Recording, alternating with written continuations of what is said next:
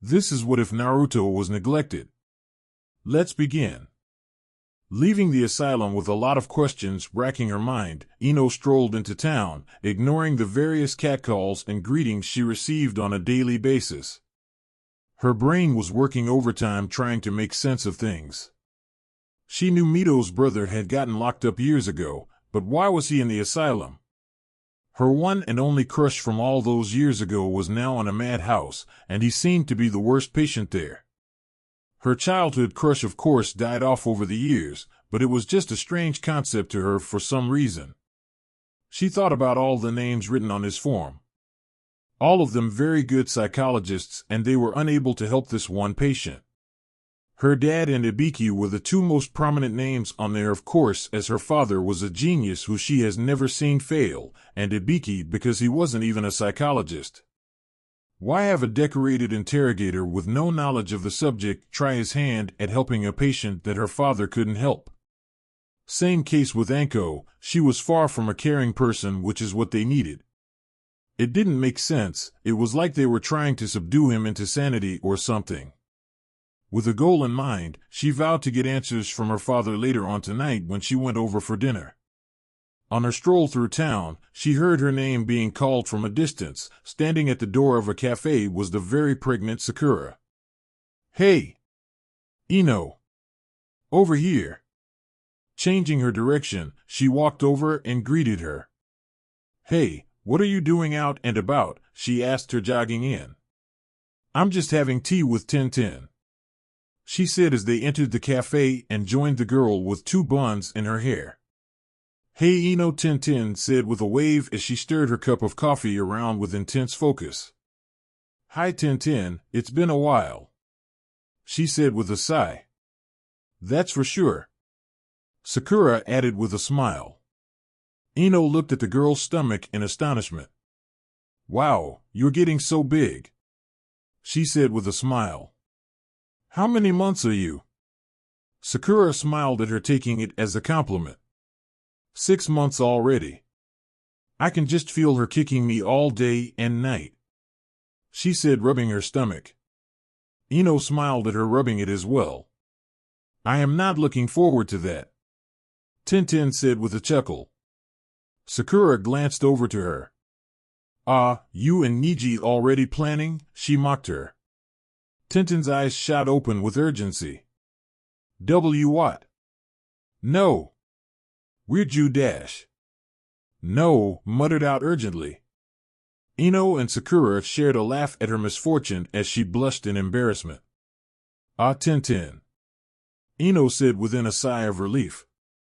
"I miss you guys." "Well, you're the one who's been ducking out on everyone. Always studying or taking missions," Sakura said. "Yeah, weren't you going for your psychiatric license or something? How'd that go?" Tintin asked. Ino smiled and pulled her badge from her pouch. "Read it and weep, ladies," she said. Sakura and Tintin squealed quietly in excitement for the blonde. "Dr. Ino." "Paging Dr. Ino," Sakura mocked. Ino shrugged her shoulders with a beaming smile, not even addressing the joke. "I know, I'm amazing," she said in false arrogance. "Ino, that's really cool. So what, you can tell what a person is thinking just by their body language and speech patterns?" Tintin asked, given her limited knowledge on the subject. Ino only chuckled. "Well, it's a little more complicated. But yeah, it's something like that." "That really is cool, Ino," Sakura said, nodding her head. "That's amazing. Now you're a double threat," she said, giving the girl a thumbs up and a smile. "Brains and beauty. All in one package." Ino smiled and flipped her hair dramatically. "Have I ever been anything less?" Sakura and Tintin looked at each other, clearly implying she had, while the two quipped simultaneously, inciting a "screw you guys" and a round of laughter from the whole table. When they calmed down, they settled into a brief silence in which they drank the drinks that were placed in front of them. Tintin finally broke the silence. Seriously though, Ino, you should definitely get you a man, she said suddenly. Ino gave her a weird look, really wondering where it was this conversation came up from. I think I'm fine for now, she replied. She's right, Ino. I mean, we're 18. Most people in our profession don't make it this far. We're all very lucky, Sakura said. You shouldn't waste the opportunity. Ino nodded her head slowly. I understand that. And God, you sound like my mother, she said, rubbing her temples in annoyance. I'm just not ready for that kind of commitment right now. Tintin just felt like riling the girl up a bit. So with a mischievous smile creeping up on her face, she asked, what's wrong? Little Miss Princess can't get a date? Ino only chuckled at the sad attempt. Please, I could have any guy I want. Problem is, I don't want any of them here. Why not? There are some really cute guys in Konoha nowadays, Sakura said. Ino leaned back in her seat. Oh yes, tons of cute guys that just expect me to be some dumb blonde bimbo who wouldn't know her own hand if she stuck it out in front of her, she said a little angrily.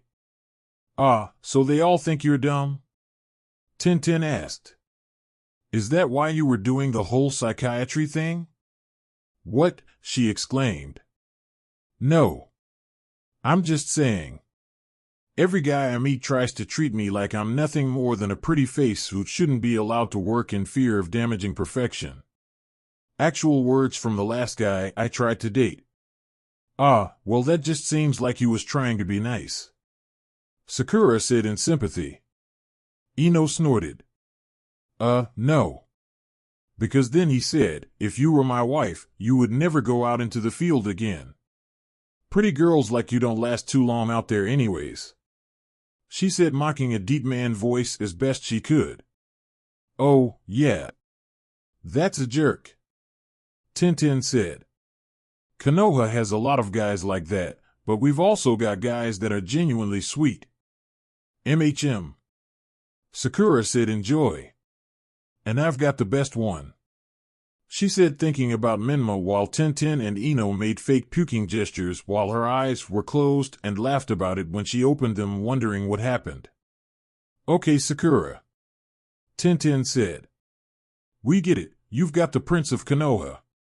For the rest of us, though, it's hard, not for me of course. I've got my Niji. I meant Ino, she clarified. Gee, thanks, Tintin, Ino said with a deadpan look. Look guys, I'll be fine. I just need time to adjust to my profession. Who knows, maybe I'll meet someone at work, she said. Of course, Sakura said, a little too happy. You'll fall in love with one of your coworkers who can see how smart and beautiful you are, she cooed. Tintin seemed to get the picture as well, and she smiled. Oh, that would be so cute, she said with a smile. Ino just rolled her eyes at the two ridiculous girls coming up with her own love story as if they were plotting a romantic movie. Yeah, okay, Sakura, she said with a chuckle of her own. Sitting in his room doing push-up after push-up, Naruto stared at the white wall with a blank expression. His white shirt discarded somewhere within his barren room. His breathing steady and unaltered from his activity. Every rep done with ease. His mind was lost in thoughts that bounced around sporadically. He had no idea how long he had been trapped in this place. His last session was years ago. He didn't know how many, but he knew it was more than one. He hadn't seen another human being since then.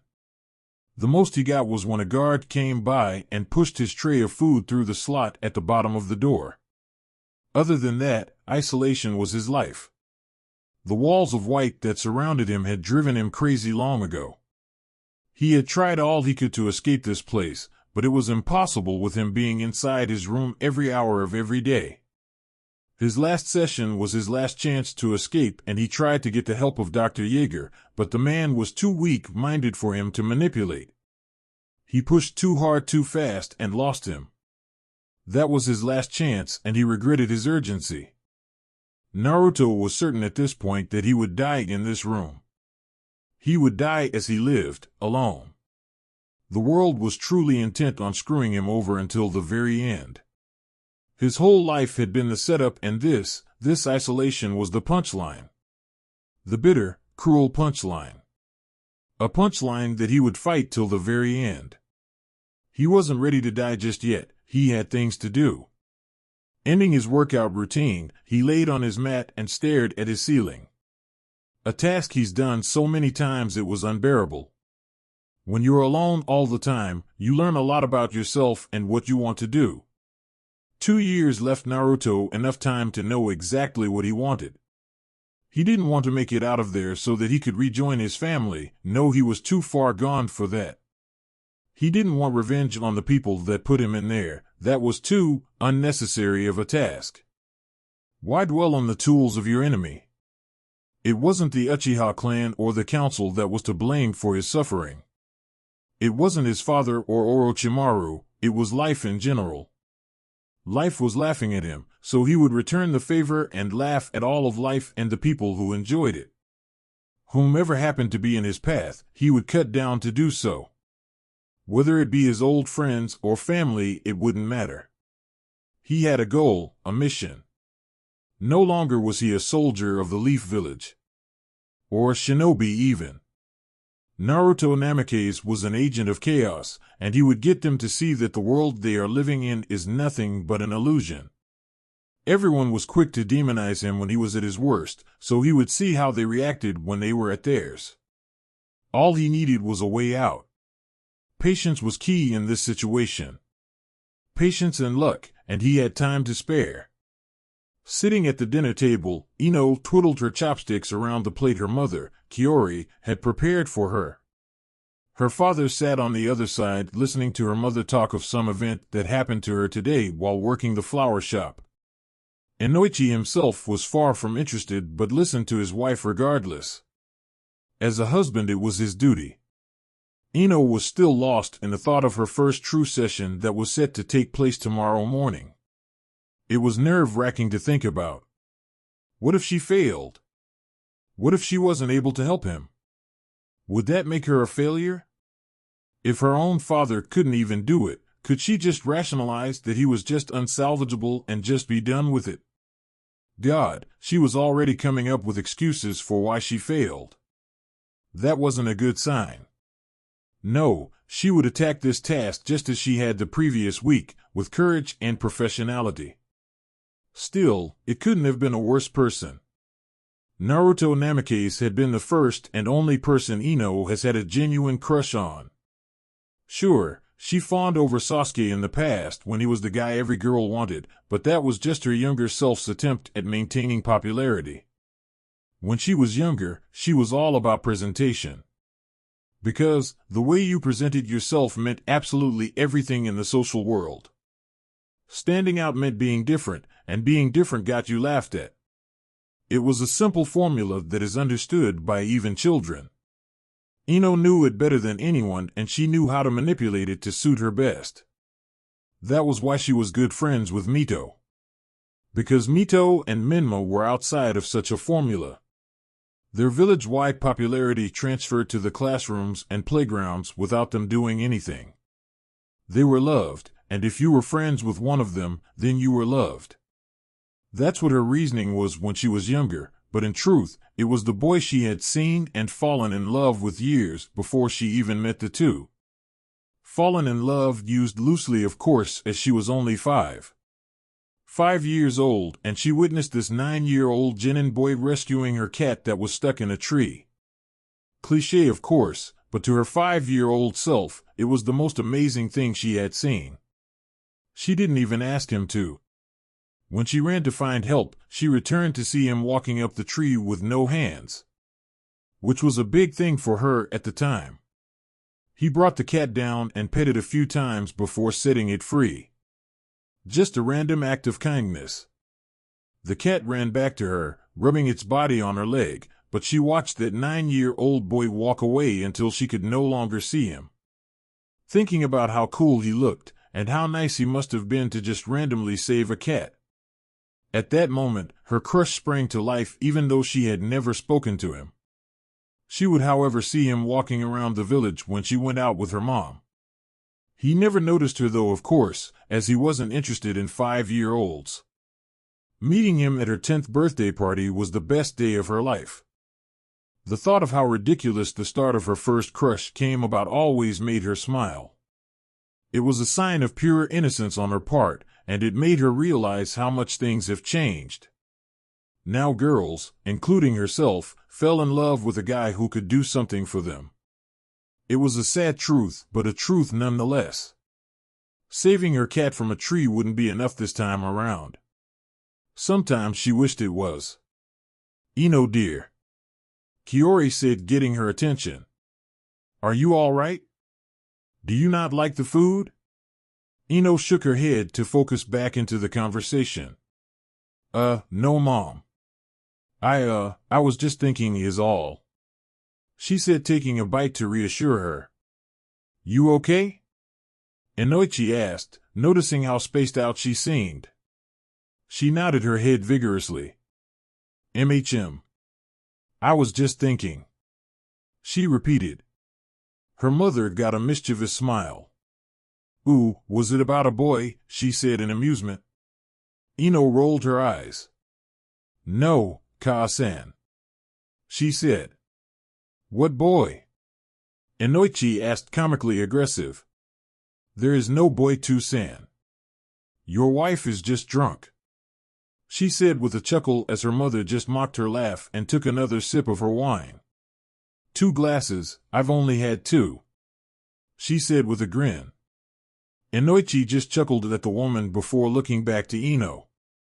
Too many," he said jokingly as he and Ino chuckled at her misfortune.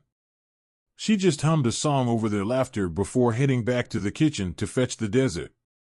"So," he said, drawing her attention back.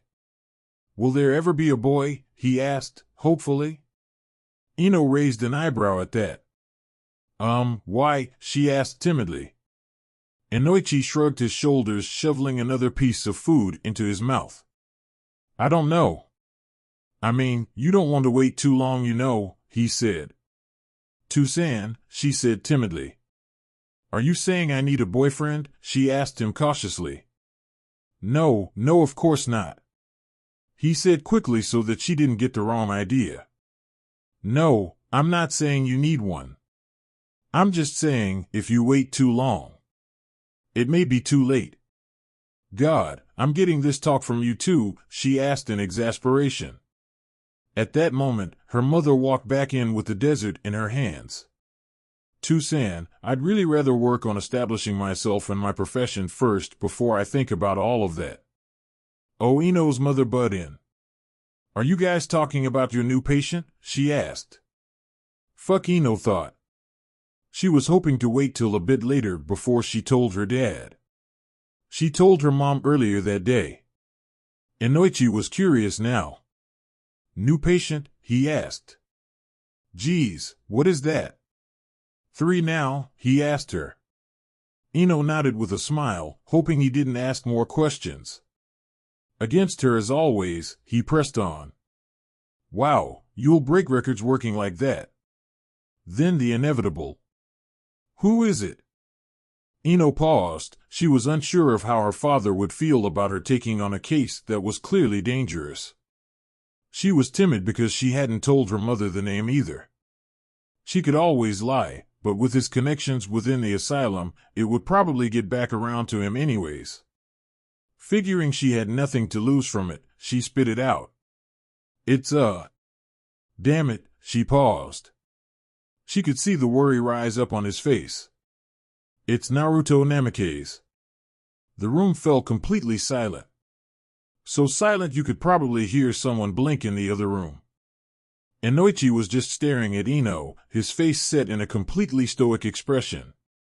Ino met his eye contact with a bashful look that refused to back down. Kiori was shocked as well and was looking back and forth between the two, worry rising up in the pit of her stomach. Inoichi slowly began shaking his head as he sat back in his seat. He said, shaking his head more vigorously. Tucson, I know what yo dash. Nope. 2SA dash. No. Look, I dash. No, Vino. Find another patient, he said, trying to keep calm. She chuckled. Tucson, there are no other Patty dash. No, he yelled out. Kiori was trying to calm the two down but was being ignored by both. Not one to be outdone, Ino got over her shock. What the hell do you mean no? I can D-dash. No way in hell, he said over Ino's attempts at explaining.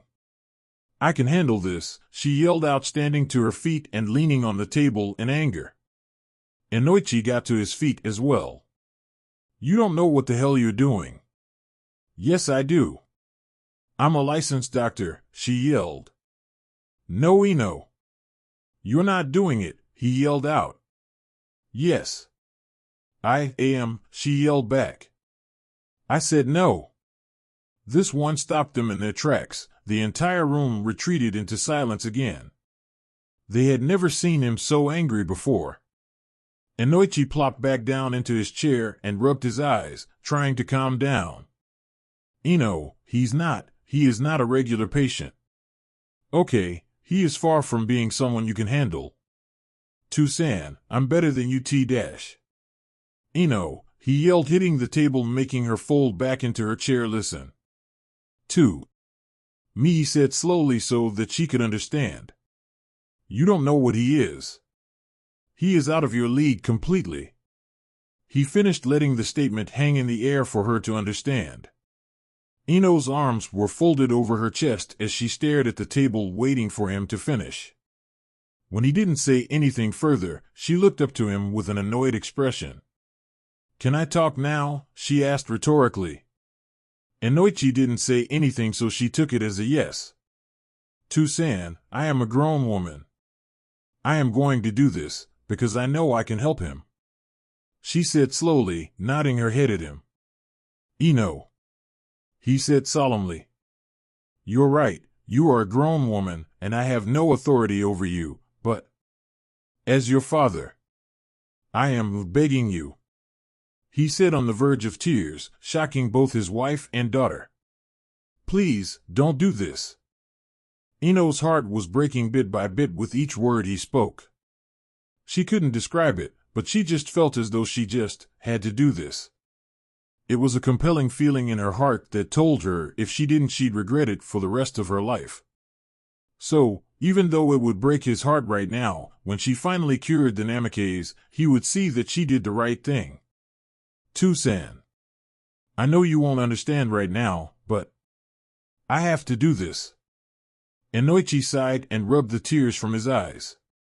He looked back into her fiery eyes and could tell just from the look she was giving that she had absolutely no intentions of changing her mind. That being said, he had no words for her. He shook his head and apologized on his way out the room. Kiori called out to him, but he continued on his way, leaving the two at the table with the uneaten dessert. Ino's own eyes were watering, knowing she was hurting her father. Kiori moved her seat next to Ino's. Sitting down, she wrapped an arm around her and rubbed her shoulder. Hey, don't worry about him. Your father just worries for you. Ino sniffled and wiped her eyes. He just needs some time. Okay? Ino nodded into her shoulder. It would take time, but he would be all right. She just had to give him time. Sitting at the metal table with the light hanging over the top, Ino straightened the documents out in front of her. She was trying hard to get her breath under control. Her hands refused to stop shaking. She had on her lab coat over a purple blouse and a black skirt. Her hair set up in a loose bun on top of her head and her usual bang tucked behind her ear. She was waiting for her patient, truly considering turning back now. No, she had to do this. She just had to. Blowing out the breath caught in her throat, she lowly whispered words of encouragement to herself as she tried to go over her game plan for this session. First thing she had to do was understand where he is mentally. what his daily thought process looked like. She had to do so without letting him get the upper hand on her, which was something Ibiki warned her about, saying with him it was definitely a possibility. Her heartbeat was noticeably faster than it should be, and she continued to straighten the documents on her desk as a way to pass the time. Every time she heard footsteps coming down the hall, she steadied herself only to be let down when they continued past the room. This time, however, there was an added sound of change jingling as well. For some reason, she knew it was him. Slowly, the door opened up and one of the guards stepped in first, nodding his head to the blonde. She nodded back, gulping down the lump in her throat. Finally, her patient entered the room, surprising her completely by his new appearance. Mainly because she was expecting a blonde. Instead, he walked in with his red shaggy hair bouncing around on his head. A muzzle secured around his mouth, a straitjacket tightly wrapped around his frame, and shackles hugging his ankles. His own blue eyes were locked onto her paler shades with a look she couldn't quite describe. With the mask on, it was hard to tell. The guard that sat him down took the chain from his belt line and hooked it into the back rings on Naruto's straitjacket, then hooked the ends to the hooks on the floor behind his chair, making sure it was secure. When that was done, he turned to Ino, asking her if she needed anything else before they began. When she said no, he unlocked the muzzle around Naruto's face and removed it before exiting the room, informing Ino they would be right outside. Now, they were all alone, and she could see his full expression. She could see it, but still couldn't pinpoint what it was. It was like a mixture between excitement and hope. He had a small grin on his face, and his intense stare hadn't left her since he walked in. Coughing into her hand, she straightened up. "Hello, Naruto. I am Dr. Ino Yamanaka," he said, drawling out her last name eerily. "So, you remember me?" she stated. His smile only grew. "You have a name tag," he said, nodding down to her chest where her ID badge dangled. Ino looked down at it with a bashful reply of "Oh. Of course," she said, whispering the last part lowly. Coughing into her hand again, she grabbed one of the documents from the table.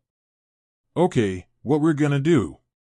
she whispered lowly, avoiding his eye contact by reading the papers she had read 1,000 times over before this point.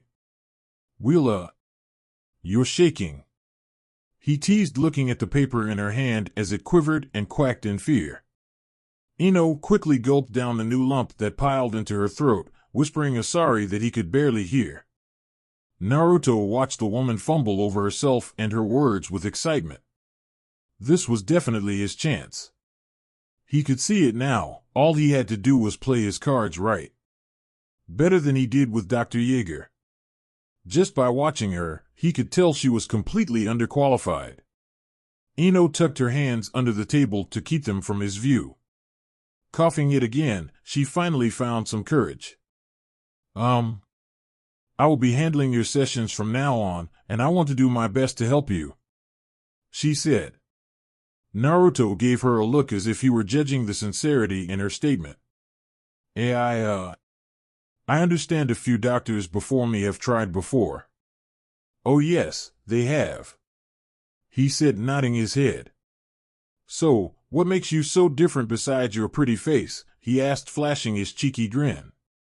Ino grinned back and brushed off the compliment. "Well, I don't intend on quitting."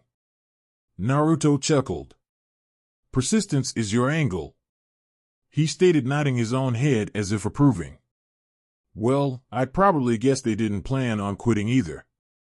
Ino brought a shaking hand up to secure her bang behind her ear and immediately put it back down. Naruto's eyes followed the appendage the whole way. "No, I doubt they did," she replied. His smile receded a bit. "Do I scare you, Dr. Yamanaka?" he asked her with a glint in his eyes. Ino was examining every inch of his face, trying to convince herself that he didn't before she could try and convince him. Was it fear she felt? Or just anxiety? "No," she said flatly, trying to hold her composure. The way her eyes twitched in an effort to keep the eye contact told him otherwise. Naruto's smile grew again in a psychotically innocent way.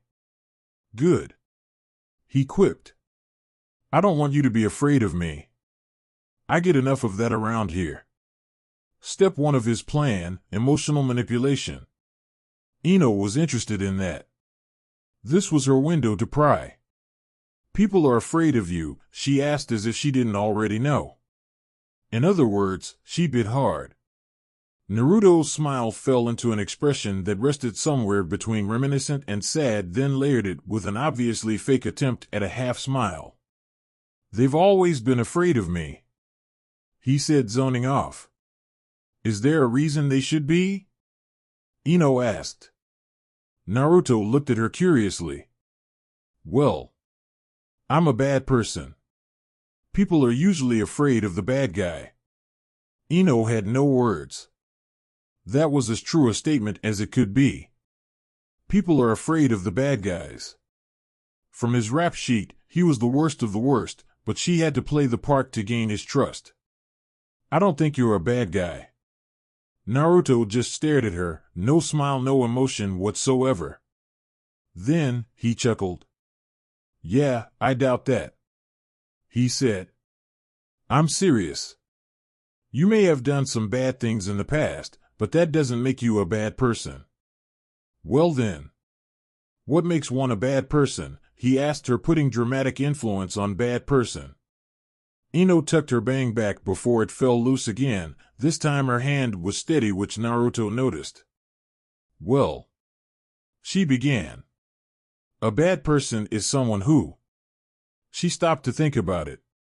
She had to say something that she knows he hasn't done. She didn't know him personally, so she just had to guess.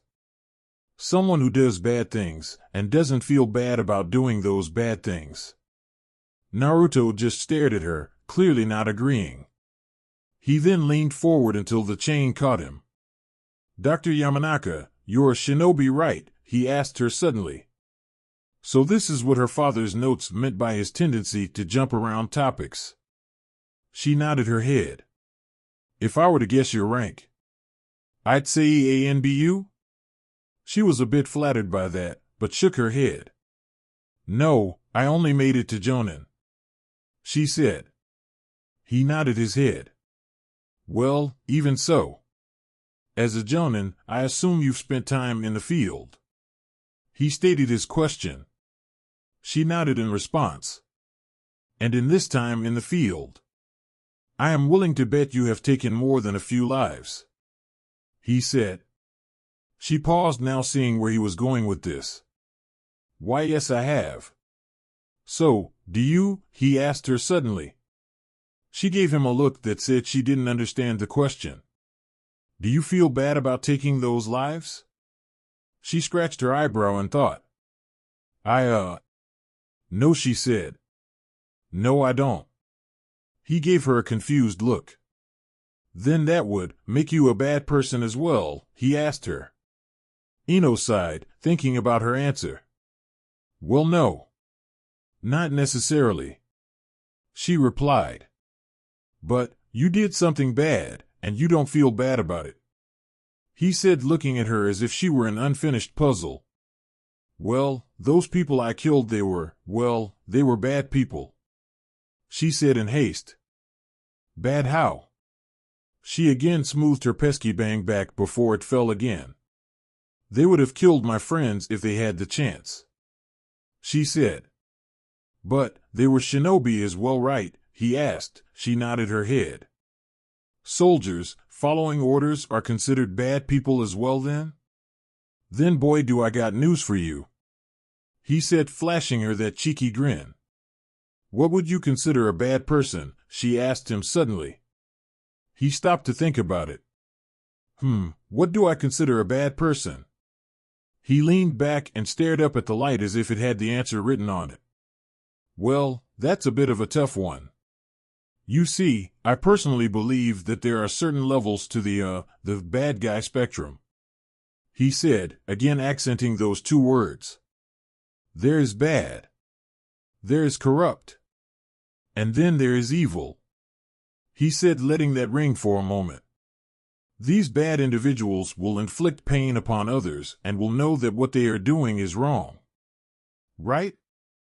They will know it is wrong, but will continue to do so for various reasons, usually to protect something they care about or need to survive. Those are your robbers, your everyday murders, shinobi, and whatnot, he said, nodding her way to make sure she understood.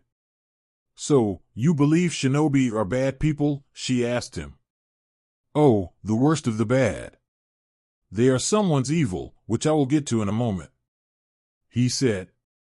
But then, there are people who will see an opportunity. They will see an opportunity to better themselves and will take it regardless if it would hurt others around them. They will know it will hurt someone, but will do it anyways, not out of spite for that person, just for the improvement of themselves and only themselves. People like Orochimaru, for example, he said, nodding again. Ino raised an eyebrow at that. So, it was revenge on his mind? She couldn't know yet, she had to be sure. Orochimaru is a man who is rotten to the core. He wishes to better himself, so he undergoes these horrendous crimes in order to do so. This man has murdered countless men, women, and children, all for the sake of gaining more power. That in itself is corruption in its truest meaning, he explained. But, you wouldn't call that evil? She asked him. Naruto chuckled. Oh no. Evil is something that is completely different. You see, evil individuals, well, they don't know they're evil, he explained. They believe wholeheartedly that they are righteous in their actions. So, in theory, an evil individual to you would probably believe you're evil. That's what I meant when I said a shinobi is somebody's evil, he said, leaning back in his chair, finished with his rant. Ino really wanted to refute the redhead's theory, but damn, it was fairly accurate. It made more sense than just marking every individual that has ever wronged you an evil person. It brought a new perspective to her mind about the people she considered bad people. So, which one are you? She asked him. Naruto grinned. Well, that's what you're here to find out, right? He asked. Not gonna make it easy for me, she asked him with a grin of her own. He tilted his head from left to her with a thoughtful look. I could, but where's the fun in that? 3 days later. Laying in her bed, Ino thought back to her conversation with Naruto. For the past 3 days, she has been wondering why it was everything he said made so much sense. It was unfathomable to think that she would actually agree with the philosophy of someone locked in a madhouse. It amazed her more so than anything. Amazing in the way that it had to be the most intellectual conversation she had ever had in her life. Of course, she only really got invested in her book smarts a little over a year ago, but still. Never before had she had a conversation like that. She actually questioned why it was her father didn't want her to do this. He once told her that the reason he enjoyed working at the asylum so much was because of the new viewpoints he would hear when talking to them. Claiming he believed some of them just saw life in a very different light than normal people do. Well, she definitely understood now. Naruto was like a book written by a scholar from another universe. His views on the world were so unique that he just made you want to listen. She couldn't understand how the redhead wasn't his favorite patient at one point or another. She'd asked, but they weren't talking these days. When he came around, she would be sure to question him on what it was he and Naruto would talk about. Or, maybe if she got close enough, she could ask Naruto. Try and figure out what spooked him so much.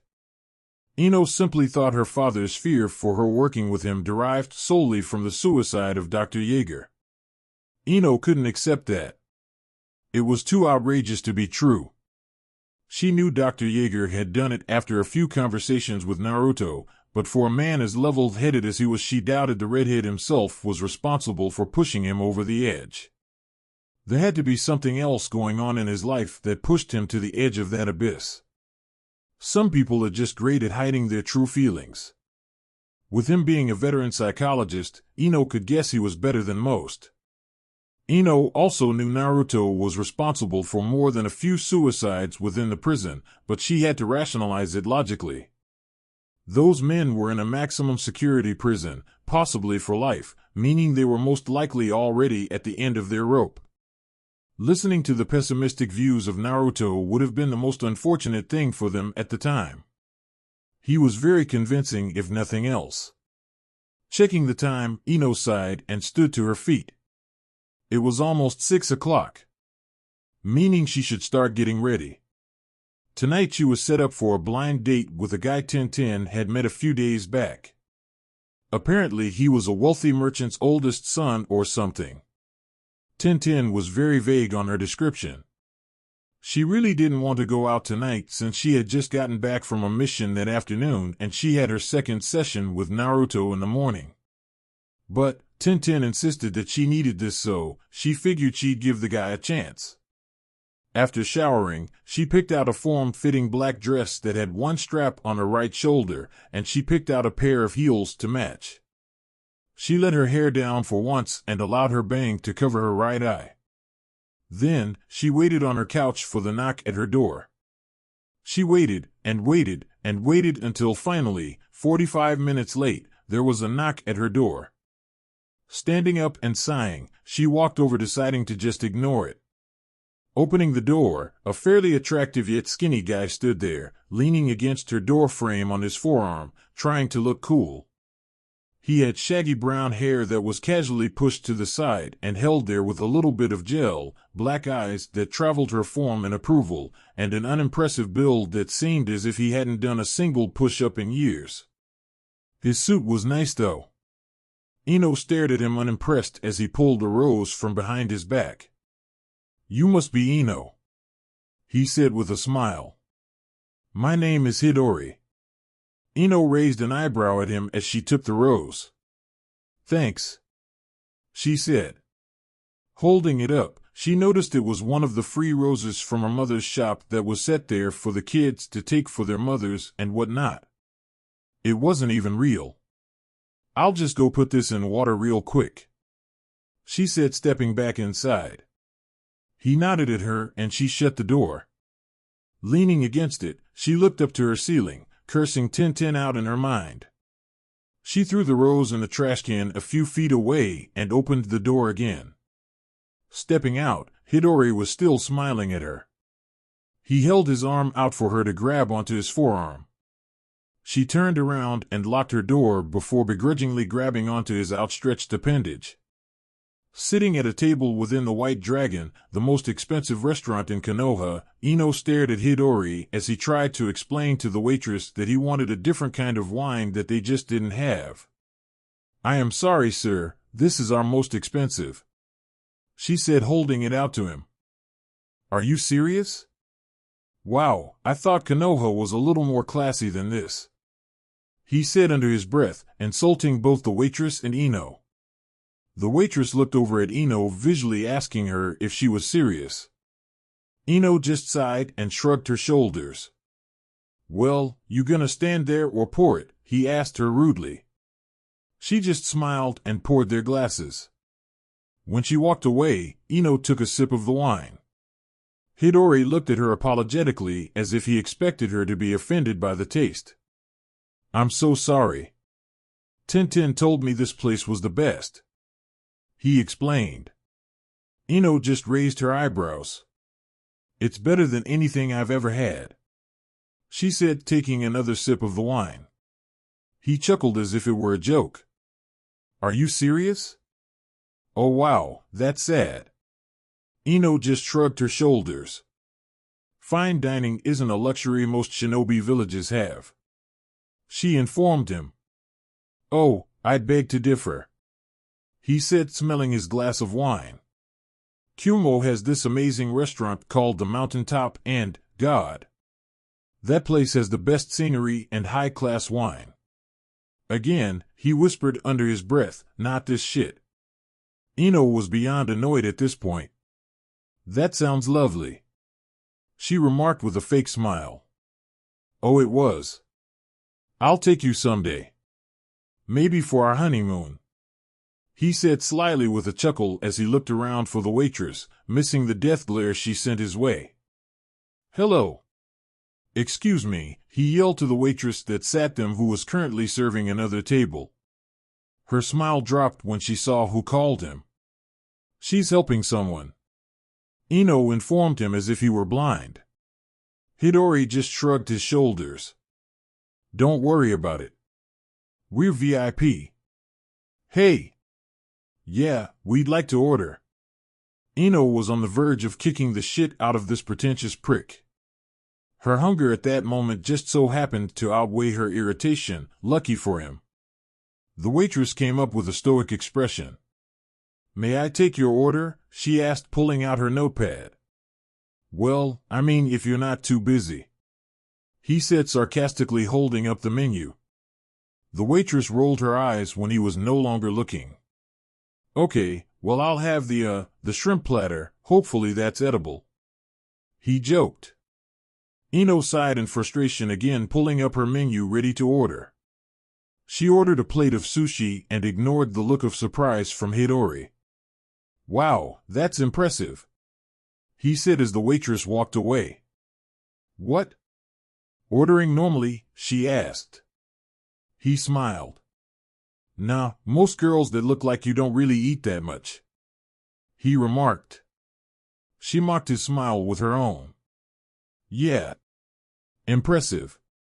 From there, the date continued in the same horrible way it had been going. Ino couldn't wait to get the food. She tried to at least make conversation with him so that he didn't patronize anyone else further. This man had to be the most uneducated person she had ever met. If it wasn't about the trade market, he didn't know what she was talking about. To make matters worse, he had the audacity to insult her intelligence when she told him she was a psychiatrist. Just before she got ready to slap the shit out of him, the waitress returned, having read her mind. Here you go, sir, she said, handing him his plate of food. He was confused when she handed Ino a to-go box.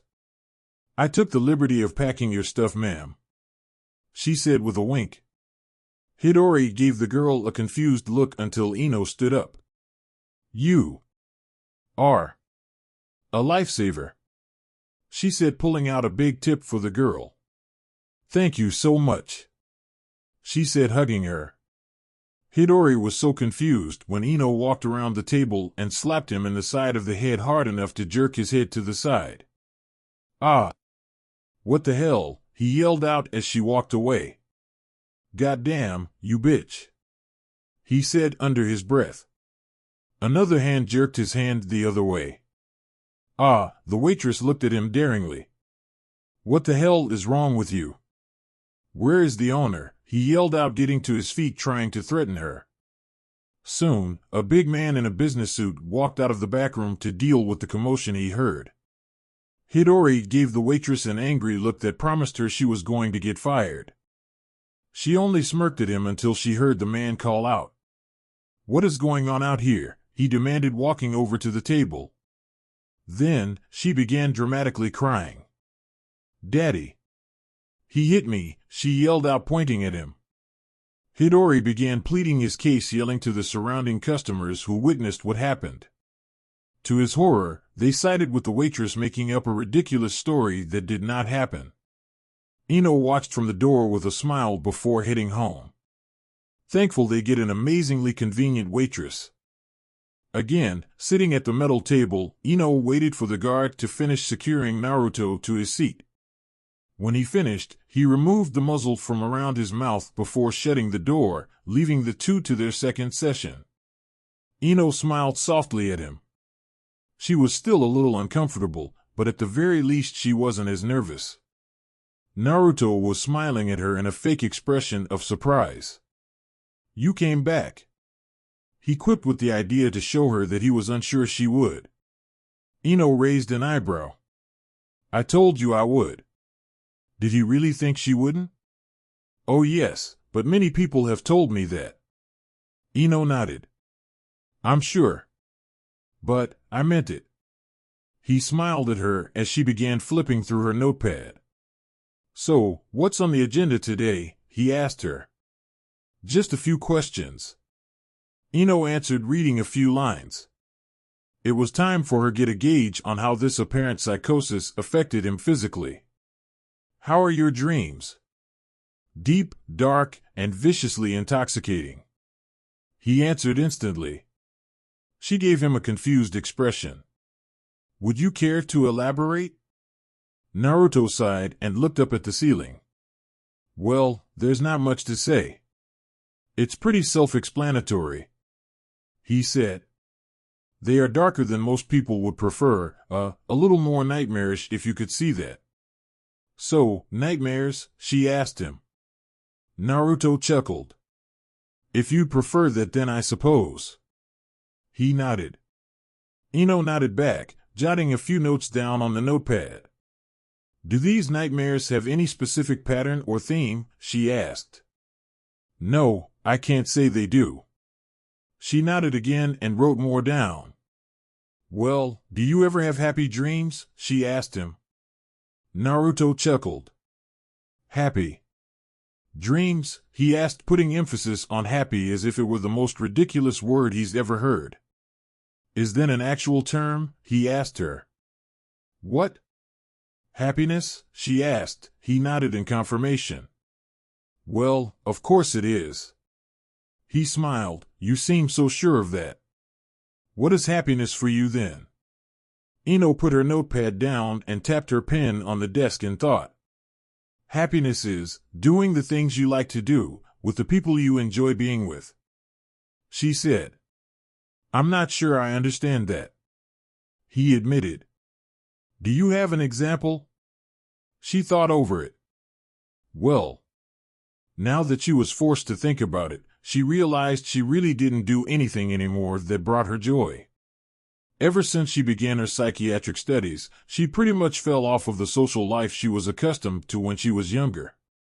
That day at the coffee shop with Sakura and Tintin was the first thing she had done with friends in years, but for some reason, she felt out of place. She felt different because of how shallow the conversation was. After so long of training with professionals whose job was to dig into deeper dialect, anything less was just rudimentary and agonizingly boring. She felt lost when talking to them of the simple things they were accustomed to. Talking of children and relationships and the normal gossip around the village, it was almost sickening that day, but she smiled through it nonetheless. Then, that same night at her parents' house, their conversation, aside from the argument, was shallow as well. Her mother, she understood, wouldn't have the mental prowess to delve into deeper conversation. But her father she expected more from. Problem is he still sees her as a child, not a practiced psychiatrist, so he has no interest in talking with her in that way. In her studying, she found that depth in discussion is what brought her joy. When she returned to her life, she realized how shallow her everyday life is. Even her previous two patients, who were seen as normal patients, were too shallow-minded for her to actually have a conversation with. The only time she truly got her fix was right here.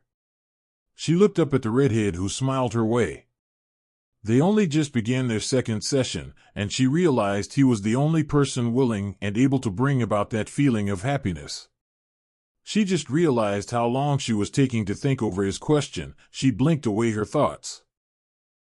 Well, like you and I, our sessions, she said truthfully. So, this psychotic battle of two insane minds, he asked her with a grin. She was shocked by that. You think I'm insane? He smiled at her. Of course I do. You, Miss Yamanaka, have an amazing mind. And everyone knows that all great minds have just a touch of madness. He explained. For inspiration. That's nice. She complimented his words. Is that an original? He chuckled.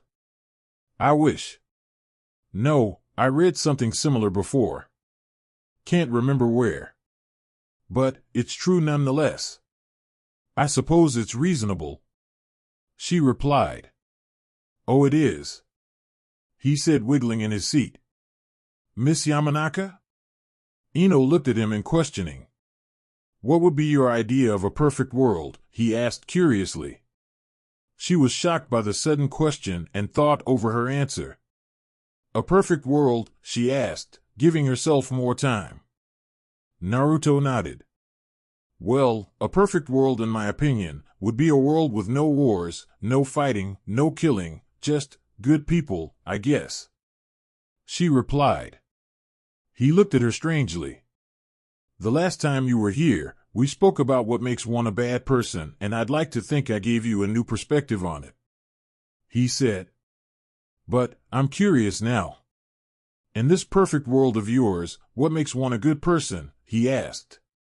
Putting her on the spot again, she had to think about it. Well, it would be a generally good person. She said, giving a basic answer. Yes, but what would qualify? I mean, in this fictitious world of yours, you said there would be just good people. He said, in a way mocking her word choice. She nodded her head, not fully understanding what he was trying to say. Yeah, so the people are just good people overall. She restated with a chuckle, not sure how else to put it. Redundant, but let me explain my take on what this so-called perfect world would be. Actually, I think we're close to it, he said. She gave him a confused look. The world right now? She asked in disbelief. He nodded his head. It's all about a simple concept of balance. You can't have this without that type of deal. He explained with a nod. No light without dark, no hot without cold, no good without bad. He said. How would that apply here? She asked. Well, think about it. What is a good man if he hasn't the option to be evil? There's a word for it. He said, nodding his head. Without the option to be evil, as is described in your impeccable world, a good person is just normal. And in a world with so many possibilities, normality is a sin. She nodded at the sound logic, but wasn't satisfied just yet. Normality, as you call it, is also safe. She replied. He grinned. In a life so short, safety is but a handicap. A mental blockade that is triggered when in the face of danger. A natural fear of death for these civilized people, which is kind of ironic if you think about it. He said. Ironic in what way? She asked, wanting a little insight. Well, he began. It's just ironic how these sane individuals are so afraid of death, and yet they live as if they are already there. She shook her head. I still don't follow. Naruto looked up and thought, trying to think of another way to put it. Well, think about fish in a stream. He said, nodding his head. Only the dead ones go with the flow. In a way, most of the people you see when you walk those village streets do the same thing almost absent-mindedly, as if they are already dead. So, you don't fear death? She asked him curiously. He tilted his head and eyed her strangely. How could I know? He asked. I haven't tried it. Ino chuckled at his joke. No, doctor, I do not fear death, because death is nothing more than the ending to suffering. In honesty, I'd welcome it. He continued, getting serious. Ino looked at him strangely. So, you want to die? No, no, no, he said quickly. It's not a matter of being suicidal. No, it's just not wanting to live any longer. She was about to ask him what he meant by that, but he continued. I know how that sounds, but it's actually something completely different than what you'd expect. Suicide is described as taking your own life. That's not what I am looking to do. No, if death approaches me, I would welcome it. I do not plan on looking for it. He explained. Why is that? She asked. Do you feel none content with life?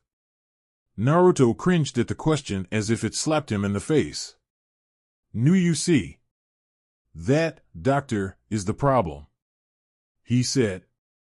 If you simply feel content with life, then you're not living. If all you feel is that mediocre sense of enjoyment with the life you are given, then you, ma'am, are as good as a dead fish. How do you cope with the horrible things that happen in your life? She asked in complete bewilderment. This wasn't a question on the agenda, she just really wanted to know. Especially in a place like this? Naruto smiled at the look of awe in her eyes. Whatever he was doing, it was working. Coping is of no issue. My mind is constantly changing and contorting in the most demented ways you could imagine. There are so many voices up here that life and the things that happen usually slip my fragile mind. Ino's smile was wide and filled with astonishment. That sounds amazing. It definitely has its upsides, he said with a smile at her glossy-eyed stare. Ino smiled and leaned back in her seat, thinking over his words. Although it took her a second to process what he was saying half the time, when she did, she sort of agreed, and it assured her that talking to Naruto was the best conversation she had throughout her days as of recently. It was refreshing to be able to talk to someone on your level of thinking, or in this case, far surpass her own. This whole ordeal was going too smoothly for anything that happened with the past doctors to be true.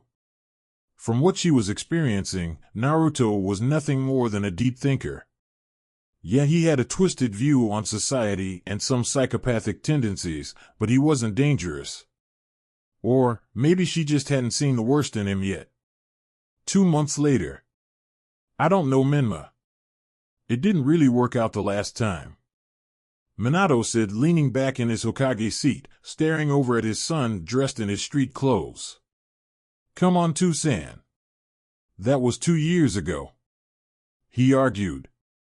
I just hate how incomplete the family feels, he said, looking down. Minato sighed. Believe me, I get it, he remarked. But digging all that up will upset your mother. She just got over the whole ordeal. Then don't tell her, he said, arguing his case. I just want to see him. I don't know, maybe tell him about my family and all. I would have to talk to his new psychiatrist to see how he's been doing, Minato said while he simultaneously shook his head as if telling him it wouldn't happen. New psychiatrist? I thought he wasn't taking sessions anymore. Minato nodded. Well, he wasn't up until a few weeks ago. Apparently someone took his case. Well, do you know who it is? He asked. He shook his head. No, I haven't had a chance to go and check up on things in a while, he admitted. Last time was about 3 or 4 months ago and he was still on lockdown, so.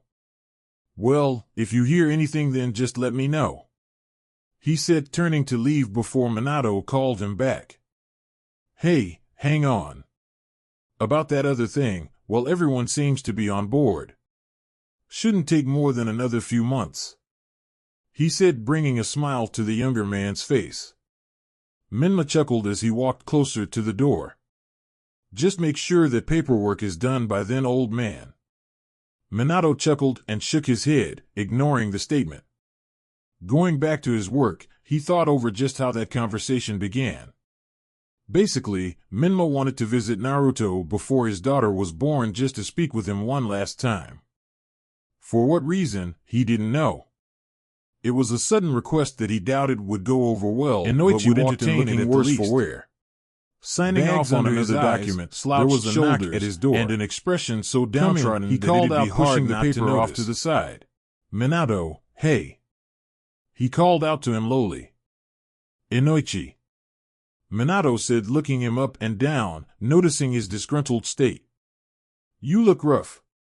He chuckled and took a seat in a chair off to the side. Yeah, he said hollowly. Silence settled in for a second. So, how can I help you? Minato asked cautiously. Inoichi sighed and thought about how he could answer that. Well, I have a request to make, he said, surprising him. Minato just waited for him to spit it out. I want you to, I just want you to think it over, he said. What is it? Minato questioned, not liking the direction this conversation was headed. Inoichi stared out at the floor a few feet in front of him, deep in thought. He sighed a few times, finding this a lot harder than it seemed just a little while ago. What he was going to ask was something he himself wouldn't agree to if he were in the position. I want you to move Naruto back to the prison. Minato just stared at him in shock. What? He asked him. I want him moved back to the prison. He repeated as if he just hadn't heard him. Minato couldn't understand what was going on here. It didn't make any sense. Inoichi, you don't even work there anymore, he said. I am aware of that, he said, nodding his head. Minato just shook his head, still trying to think of a plausible reason for why the man wanted to do this. To his knowledge, Inoichi hasn't stepped foot in the asylum in years. So, what was the meaning of this outrageous request? I don't understand.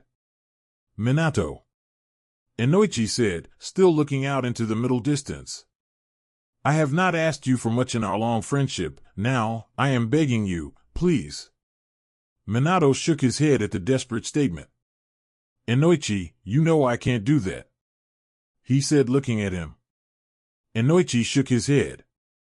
Naruto's not right in the head. If we put him back in the prison, he drawled off. He can't stay at the asylum, Inoichi said. Minato still wasn't understanding. What brought this up? He wouldn't give an answer, he just shook his head again. He can't stay there. Minato sighed and stood to his feet. Look, come back in a few days, I'll have Ibiki here to explain his progress. We can make a decision then, he said. Inoichi shook his head yet again and stood to his feet, heading for the door, not turning around on his way out. Minato sighed and rubbed his head at the confusing turn of events. Sitting in his room, reading book after book, Naruto thought about all that has happened. He thought about how close he was to freedom. He could just feel how devoted Ino was becoming. From their conversations, he could see how she was changing day by day. It was she who requested they have longer sessions every day without him even asking. He technically hadn't asked for anything she did for him. She just sort of did it. He told her how boring his days are and how he used to read all the time. She got him books. He told her how the straitjacket would sometimes hurt his arms. She demanded the guard remove it in place of simple handcuffs instead. He told her that he liked her hair down and she left it that way. It was simple things that made him realize that on a subliminal level, she was willing to do things for him, and the more he pushed, the more he could ask for. Their recent conversations were becoming more and more personal. They spoke of everything that could be discussed on an intellectual level, and she expressed to Naruto that these deep conversations they had were all she enjoyed anymore. Knowing that, he spent his days of isolation planning the next theory he could explain for her or debate about. It was something to do besides staring at his padded walls all day. He noticed a change in her. She was slowly becoming more cynical in her thinking, a little more dark in her humor when they joked around. He also noticed how flirty she seemed to turn when the time allowed it. It was strange at first, but she always passed it off as a joke afterwards, so it wasn't much to bite off of. Not that he couldn't exploit that. In the slight chance that those random outbursts of playful affections were real, he would flirt back in hopes of moving this whole ordeal along a little quicker. Ino was at the edge of the cliff with her feet dangling over the ocean of insanity. With a little shove, she would fall in. Naruto had a plan to get out of here, and she played a big role in it. He just had to bid his time. It wouldn't be too long now. At the home of soon-to-be parents, Sakura and Minma Namikaze, Ino sat at the dining room table looking in on the group of people that identified themselves as her friends. It was an impromptu party that Tintin came to her house to retrieve her for earlier this morning. She sat in the corner seat of the dining room, watching everyone talk amongst themselves about random topics that didn't mean much. It was boring her to death. Around her were Tintin and Sakura, both bragging about their respective husbands, or soon-to-be in Tintin's case. It was as if they were in competition with each other over who had the more supportive man. They droned on and on about which of them was more efficient in the aspects of a good partner, as if it mattered in the slightest. Ino just sat in her seat, drinking the bottle of sake in her hand. She looked around the room, viewing everyone in there in a new light. Her conversations with Naruto brought a twist to the reality she's come to know in her lifetime. The friends she saw on a daily basis were a lot different than she remembered them being. They were the same, she just didn't view them the same.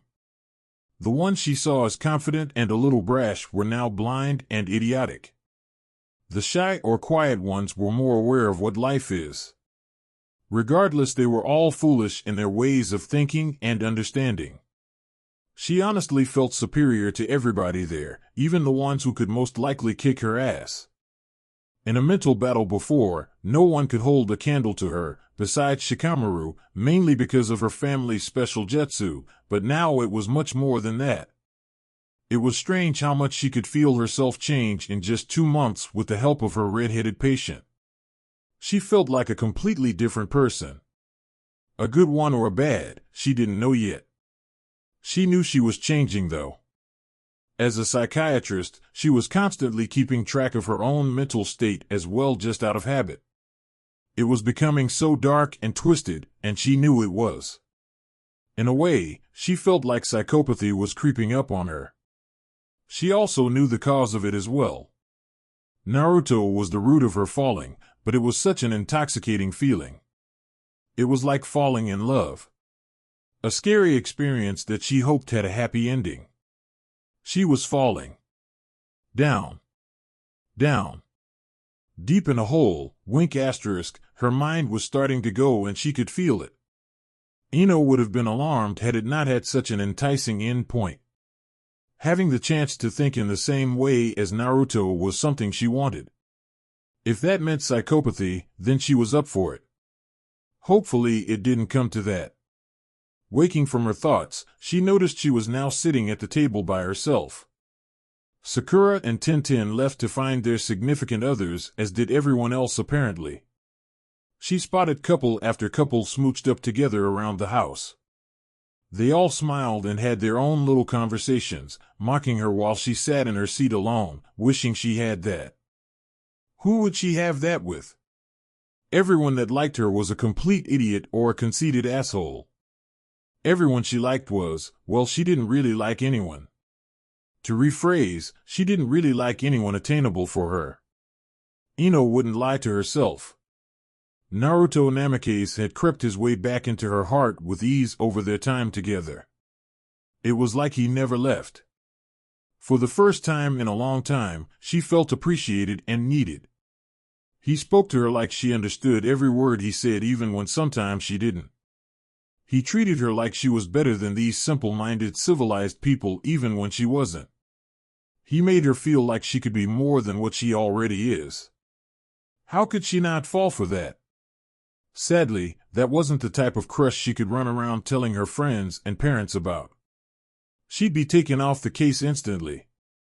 Maybe this is what her father was worried about. Maybe he knew of Naruto's charm and took a guess at how it would affect her. It was more likely he feared the possibility of her ending up like Dr. Jaeger. It seemed like a plausible fear to have, of course, with the extensive list of suicide victims caused by Naruto's influence. More importantly, it showed that her own father didn't even believe in her. If he thought so little of her abilities that he didn't trust her to not kill herself because of something that a patient said, then what good was he as a father? Ino. She jumped in shock as Tintin sat down next to her, looking at her in curiosity. What? She asked in irritation. Tintin gave her an amused expression. Geez, a little moody, aren't we?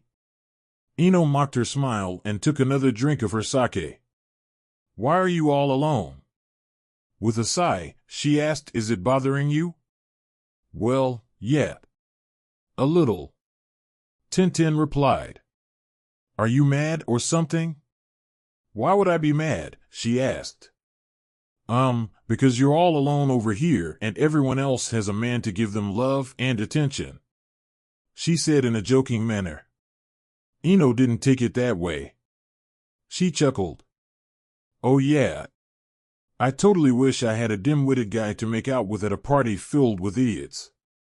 She mocked with a fake smile.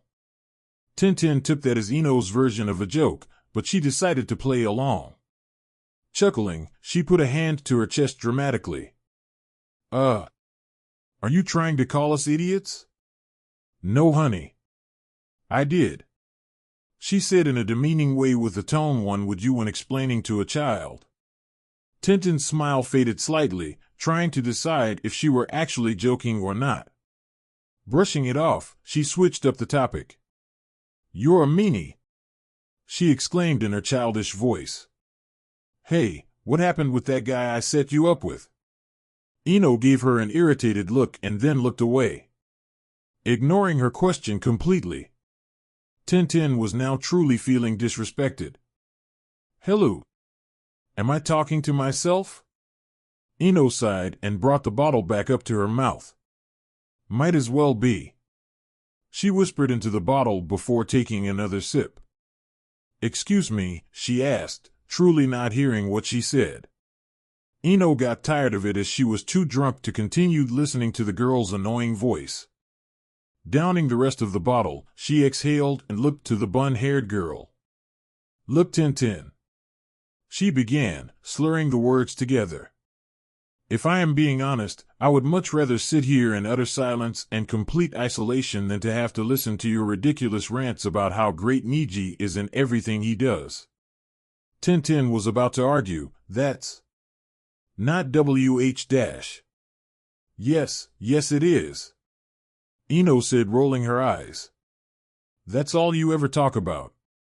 That's all you and Sakura ever talk about. It's the most eventful thing within your sad, dull little life, so you bring it up in almost every situation so that you can feel important for a few minutes every day. Then when you get the attention you so desperately crave to justify your own prominence, you act all bashful and humble like you don't want all of that attention on you.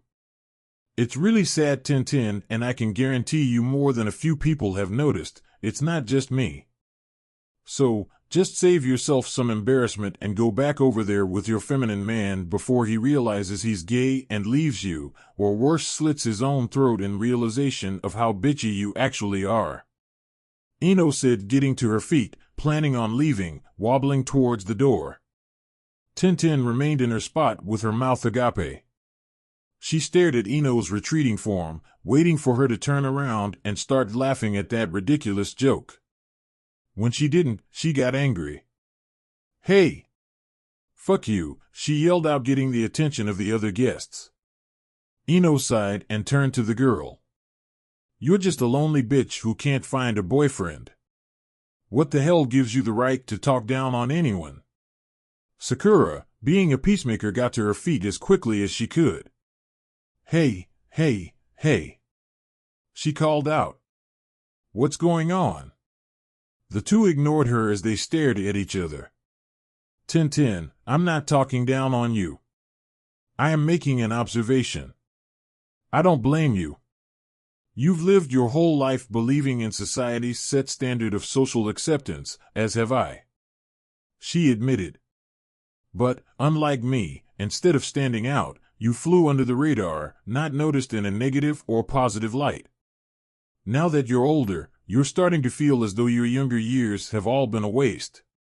So, you're having a sort of pre-midlife crisis in which you are searching for any form of appraisal you can receive from any corner you can receive it from. If that's what makes you feel like you matter, then by all means, do as you must. Ino responded smugly with half-lidded eyes, clearly intoxicated to some extent. Tintin was clearly steaming mad, and Niji got behind her, wrapping an arm around her waist, gently pulling her away. Fuck.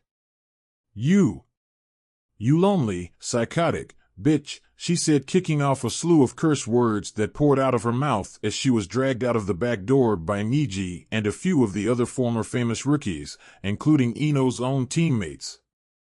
Ino? Sakura called her name cautiously. What's going on? Ino just smiled back at her as if she were walking on clouds. Oh, nothing, Mrs. Namikaze. I'm Peachy, she replied. Sakura shook her head, still hearing the horribly aggressive remarks flying out of Tenten's mouth from the backyard. Everyone else was quiet, most of them wanting to see what would happen. Minma, Sasuke, and Mito were the only two left sitting on the couch. Why would you say that to Tenten? She asked her. Well, I could have very well lied to her, possibly fed her with self-confidence so that she could prance around this place like she's the best damn thing to touch this earth because of the guy she's with, but there's no healing in that. You've got to break a piece of the wall before you can fix the foundation, Sakura, she explained in her doctor's lingo. We've got to break walls, she slurred out in a harsh whisper dramatically. Sakura shook her head. Ino, that's your friend. We're your friends, not your patients, Sakura said as if she figured the blonde girl had amnesia or something. Ino laughed at that. Friends? Ha ha ha, she said, laughing harder and harder. Are you fucking insane? She asked. Sakura was about to reply but was cut off. You've got to be fucking insane. Mito stood up from Sasuke's lap. Ino, what the hell is wrong with you? She asked, joining the fight. Mito, Mito, Mito, she said mockingly, eyeing the girl up and down. Gosh, how are you related to him? She whispered lowly, missing everyone's ears. Look, I don't know what the hell is wrong with you, but you need to go and apologize to Tenten, right now, the red-headed girl said in a threatening manner. Wow, Ino remarked. What a world we live in, huh? Where we actually have to apologize for speaking the truth, she said as if she were giving a speech. How ridiculous is that? We shouldn't lie to our friends, Mito remarked randomly, making the blonde drunk laugh harder and harder. Ino, stop, Sakura demanded. Oh no, Mito's right, Ino said suddenly. We shouldn't lie to our friends, she said, pacing around the room. In fact, we should all apologize for lying to our friends, she said. Ino, Mito said daringly. She just smiled at her. Oh, you want to start, Mito? She asked. Go ahead and tell Sasuke your dirty little secret. I'm sure he'd love to know, she said, piquing the Uchiha's interest. Mito continued staring Ino down with ill intent. Stop. Oh, but what kind of friend lies to another? A boyfriend at that, she said preposterously. Mito didn't say anything. What's she talking about, Mito? Sasuke demanded. Seeing his friend getting angry, Minma quickly stood to his feet to help. Ino, I think it's time for you to leave, he said, standing in front of her. Ino's smile increased. And then, the kiss ass, she said happily with a giggle. Hey, if I leave now, you won't know Sakura's secrets, she chided. Minma hesitated slightly. We don't keep secrets, he said, pushing her gently towards the door. She only laughed as he basically picked her up off her feet and walked her to the front door. Before they got there, she continued. Oh, I wouldn't be too sure, Sasuke-kun. Oops, she said cutely, clearly meaning to make that mistake. I mean, Minma. She then began laughing like a drunken psycho. Minma turned around, not sure what she meant by that, but to his luck, Shikamaru and Choji were jogging back into the house at the call of Mito to haul their teammate back to her home. They both noticed the utter tension and silence as they walked through, not wanting to get involved. God damn it, Ino, Shikamaru said, grabbing onto her. What the hell have you done? He asked as she just cackled sadistically. He and Choji hauled the girl off, leaving the house with a heavy atmosphere that was uncomfortable to sit in.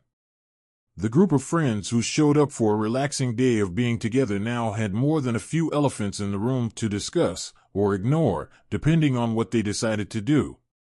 2 days later.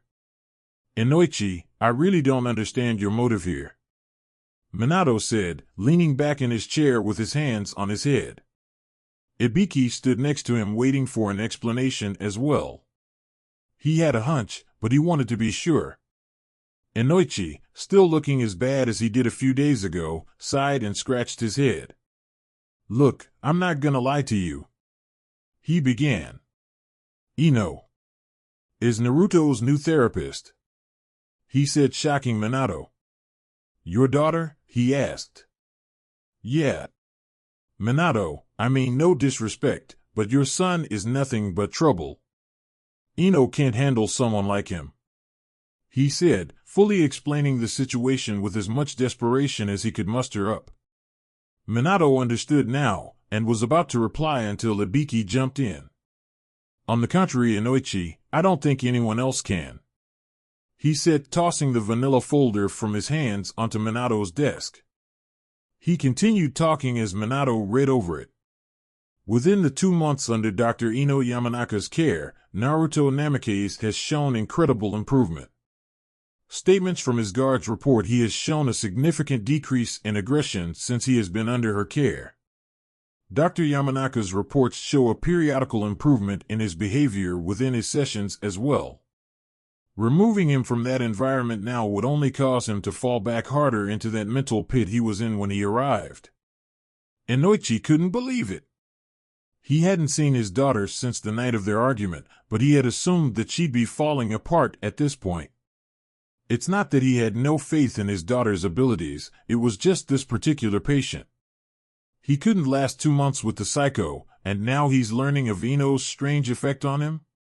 It was unbelievable. That can't be, he said in disbelief. Minato was surprised by what he was reading as well. I mean, read it yourself, he said, passing over the folder. Inoichi read over Ino's report, which began exactly as he thought it would. One thing he noticed was how thick the packet was. There were hundreds of reports, but she was only assigned to him 2 months ago. Why are there so many? He asked aloud. Dr. Yamanaka requested multiple sessions every day after her second session. I guess she saw something in him that sparked her need to help him, Ibiki said.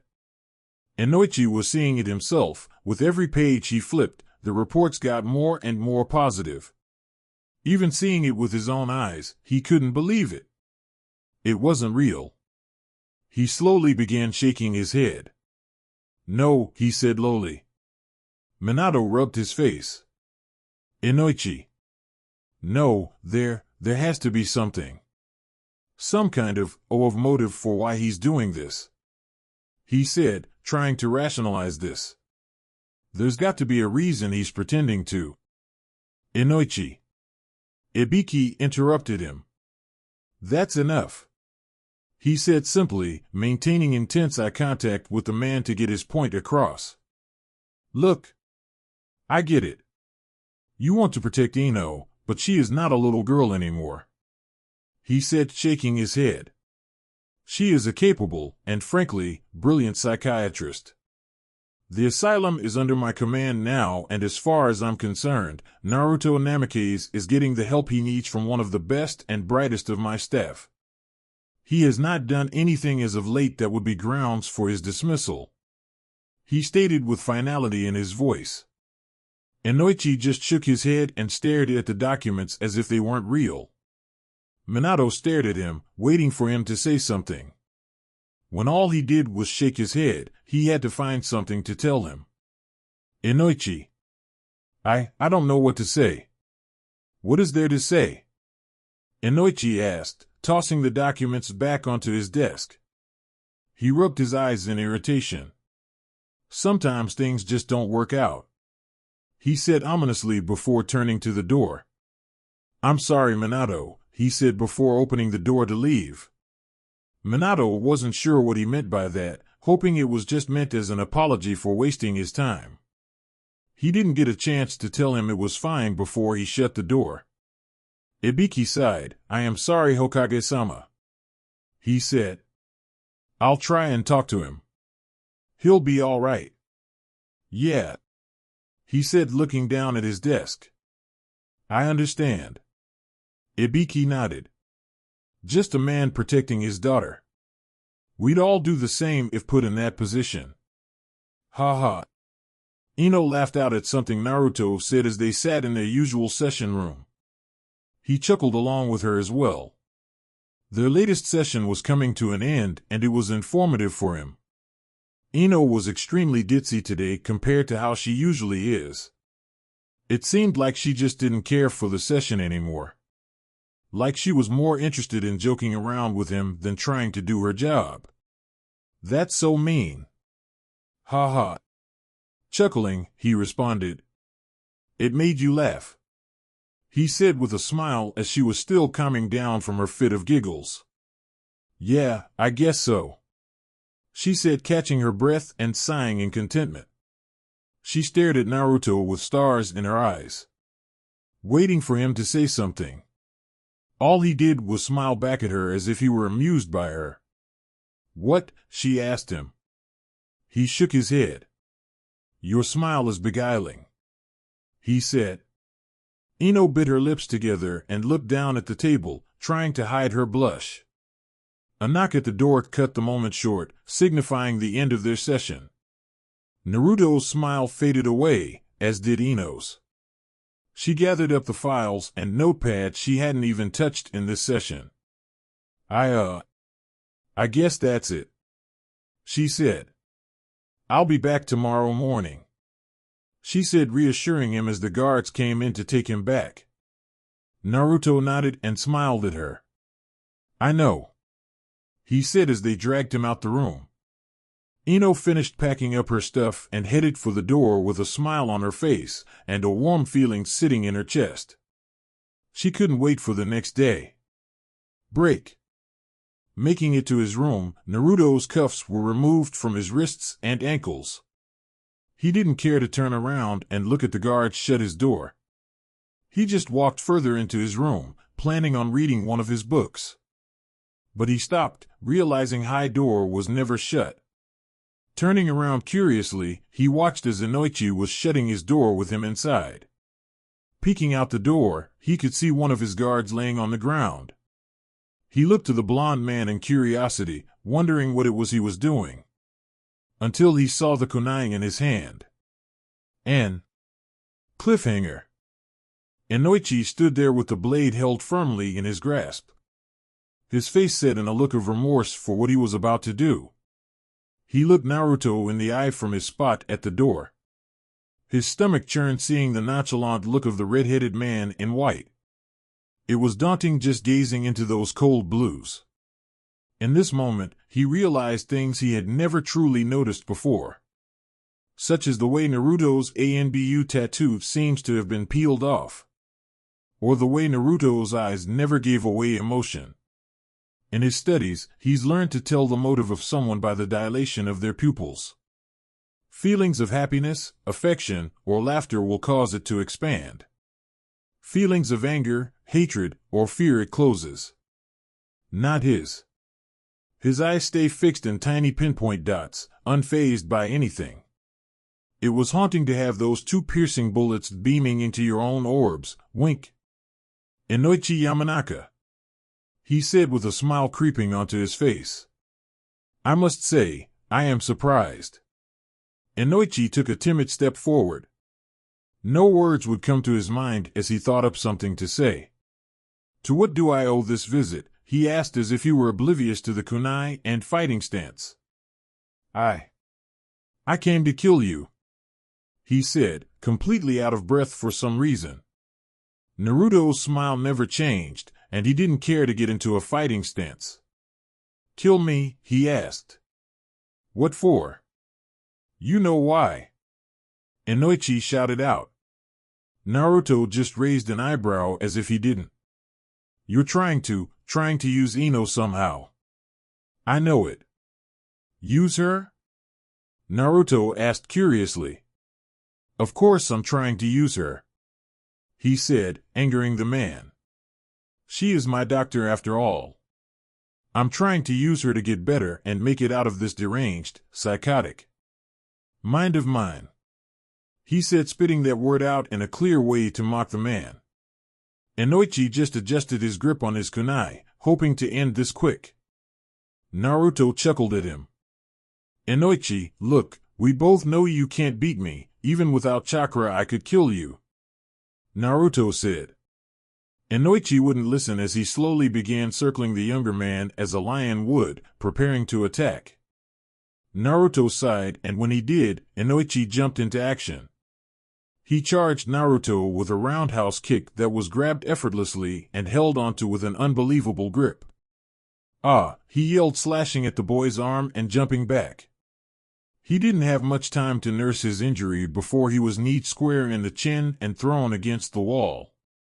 Naruto had his forearm in Inoichi's throat with his feet dangling from the ground.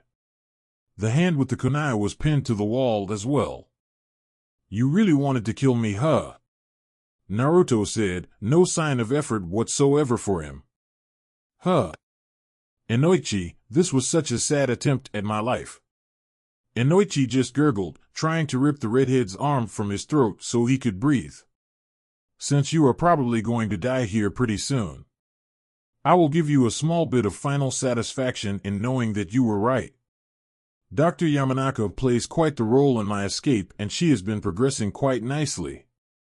In fact, I think this right here may be the final key. The last hill to climb before she devotes herself to me." Inoichi was seeing absolute red at this point, and he struggled harder and harder to break free, but was having very little effect. "Once she outlives her usefulness in my escape, I'll most likely allow her to live simply because of her services. But, if she becomes a hindrance such as yourself, she just may have to greet you in the afterlife," he said with a sinister grin. "Hell, since I'm a nice guy, I'll send your wife as well," he said with a laugh until he could hear keys urgently being shoved into his door from the outside. His grin increased as he released his grip on the man. He delivered a very sharp jab to a spot on his throat.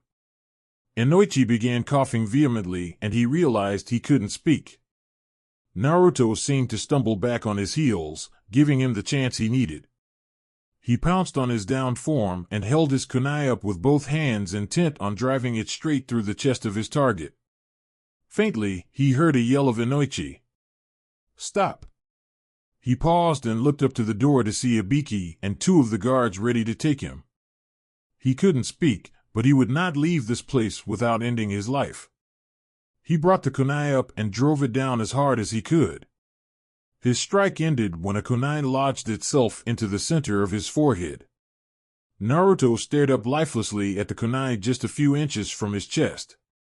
He stared into the fading light in the eyes of the man who was leaking blood on his face. A very slight smile creeping onto his face watching Inoichi's body slump lifelessly off to the side. This would definitely move things along. Ino sat in her room staring at her ceiling, her mind gone completely. She was feeling a little anxious as she sorted out her recent emotions for the things in her life, mainly Naruto. This was supposed to be a professional relationship between them, and yet she felt so connected. How deeply she was into it. She couldn't tell. What would be the repercussions of this turning into love? That was the real question at this point. What would her friends think? Well, her old friends. Namely Mito and Menma. Or the village. What would happen to her for falling in love with a patient? She'd probably be locked up in the same institution. Separated by wall upon wall, no more sessions, no more contact with her supposed love. She couldn't take that. Ino wished it were simpler. She wished it was as simple as just declaring him sane again and getting him out, but that wasn't the case. If she declared him sane, he'd possibly be moved back to the prison. That would definitely split them apart. Oftentimes, she wished they could just go. Just get out of the village and be together. But, what if her feelings weren't returned? What if Naruto didn't love her the way she loved him? Then what would she do? So many questions and no way to get them answered. There was a tap at her window next to her bed. She slowly looked over to see an ANBU agent. She sighed and looked back up to her ceiling. Her window slid open and the ANBU agent addressed her. Yamanaka-sama. It is to my dearest regret that I must inform you, Inoichi Yamanaka has been killed. Ino showed no sign of emotion whatsoever. In fact, he wasn't even sure if she heard him. If you would like, I could escort you to the hospital. Your mother is there. It's fine. Thank you, she said flatly, dismissing the man. The ANBU agent lingered there for a few seconds before shutting her window and leaving. Ino's gaze remained locked on her ceiling. No emotion shone whatsoever. These were the first signs of alexithymia. She didn't feel anything. She was supposed to feel sad about news like that. If it were a few months ago, she'd be completely heartbroken. Now, it was just like someone told her breakfast was ready. She remained there for another hour before he rolling out of bed and throwing her sandals on, heading out the door. Break. Walking into her old childhood home, Ino was greeted to the sight of her mother and a glob of her friends comforting her. There was Kushina, Yoshino, Mito, Tsum, and others Ino didn't know. Her mother, dramatic as ever, was balled up on the couch with a tissue pressed firmly against her face. The others around her were whispering words of comfort that seemed to be doing nothing. Then, she saw Ino and, surprising to everyone, she saw red. You. She spit out harshly at her. You fucking, she yelled as she stood up and tried to jump at her. Ino stood in her spot, confused but unfazed. The women around her did their best to hold her back, not sure what was happening. I fucking, she yelled out until her string of curses mushed together in her crying. God. If you had never taken that stupid case, he'd still be here. Kiori-chan. Kushina yelled among the others in disbelief at their friend's words. Calm down, you're just upset. She tried to reason with the crying woman. No. Get off me, she yelled, still trying to force her way to Ino. Get your fucking hands off me, she yelled, trying her damned hardest.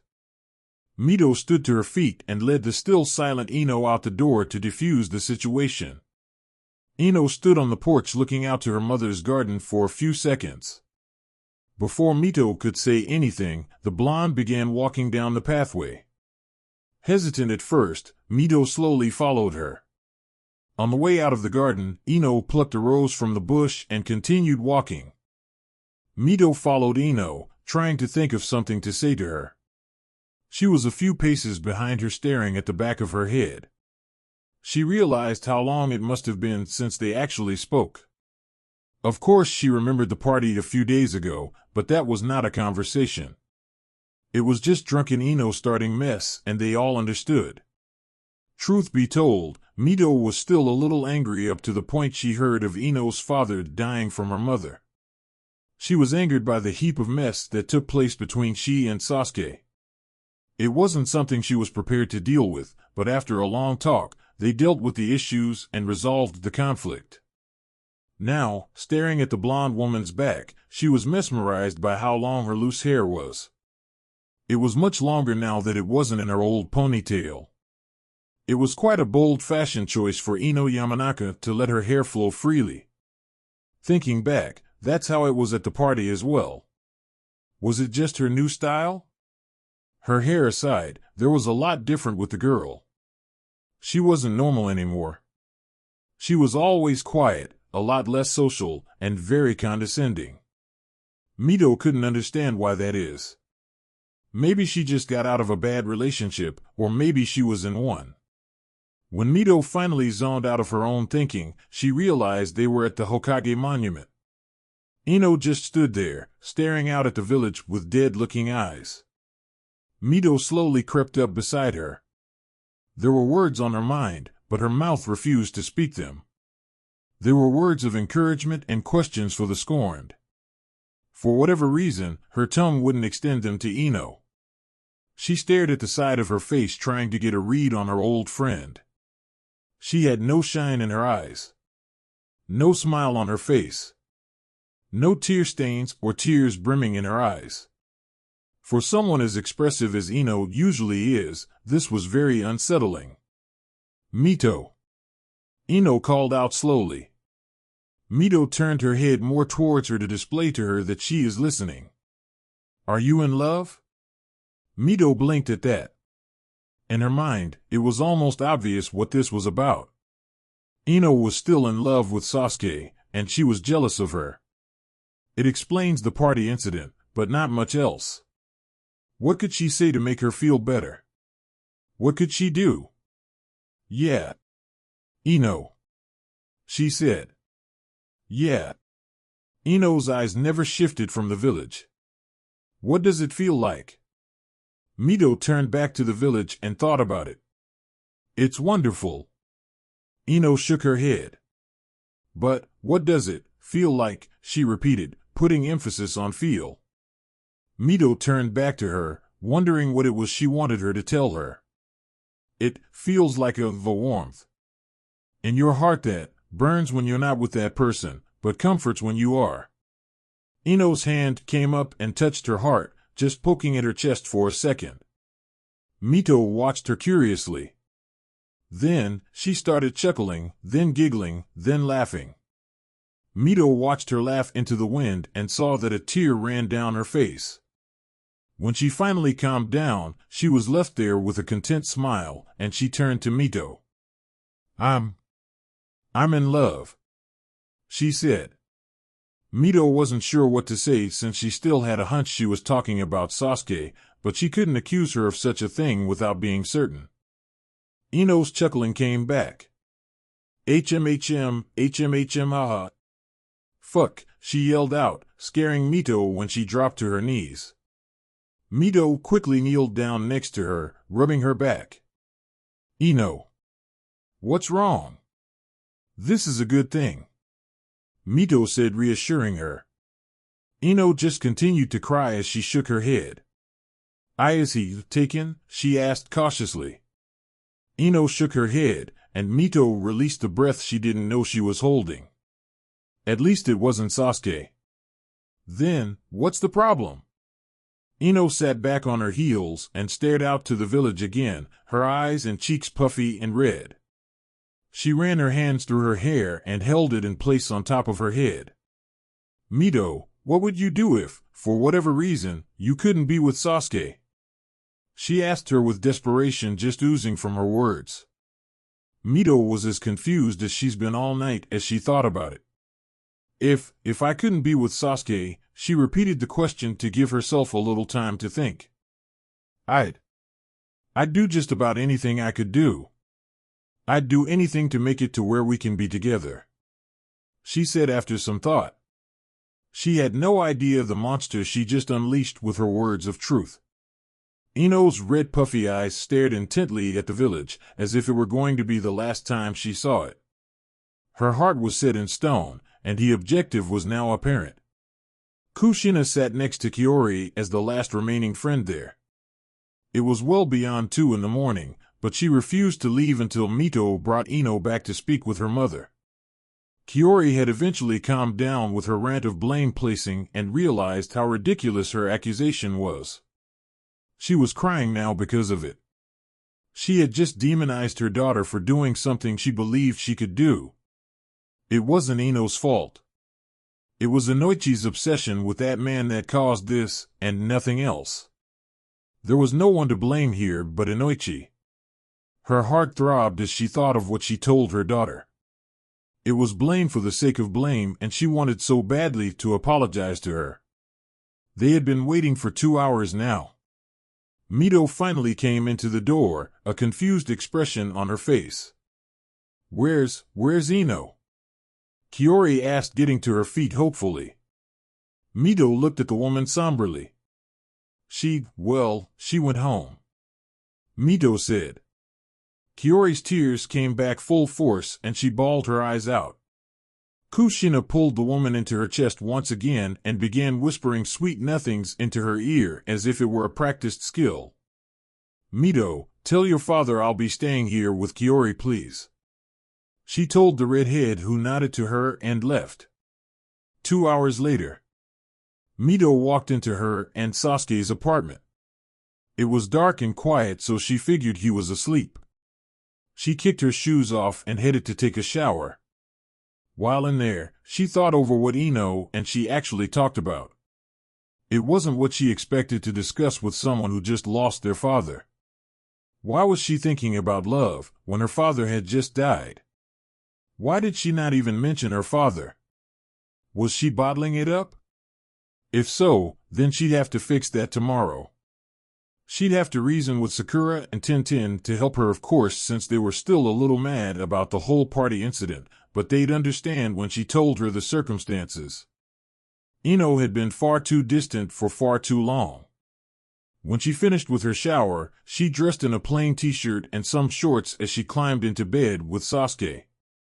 As soon as she did, he wrapped his arm around her as if he had been waiting for her. She smiled and rubbed his forearm. Yeah, if there was anything that prevented her from being with Sasuke, she'd do absolutely anything. That was a fact. That begged the question, who was it Ino was talking about? What would she have to do for this mystery man she had fallen in love with? Mito prayed it was nothing insane, but by the way she was acting, she could take a guess it wasn't something innocent she was talking about. What if it were something like deserting the village? Or killing someone who was trying to kill him? Maybe she fell in love with a civilian who got into some kind of trouble?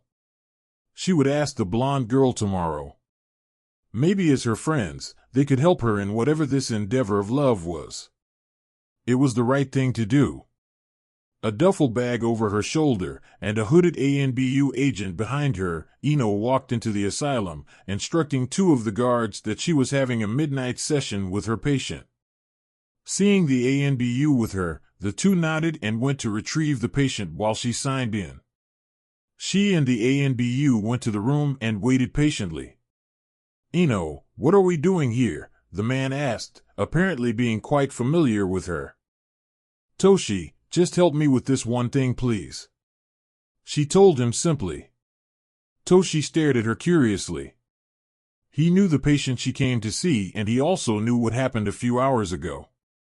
If we're here to kill or harm him in any way, I will not participate, he said, watching her search through the big bag she brought with her. Ino rolled her eyes. We're not, she said. I'm just here to speak with him. Then why am I here? He asked her. I just wanted a friend with me, she said convincingly. Toshi looked at her and sighed beneath his mask. But why do I have to be in full uniform? Ino sighed at the continuous string of questions. So that you look more intimidating, Toshi, she said as if it were obvious. He looked at her in confusion once more. He was an ANBU as well, and I'm just a recruit. I don't think he'll be intimidated, he told her. Ino shook her head. Believe me, he will, she said with a sigh as they then waited in silence.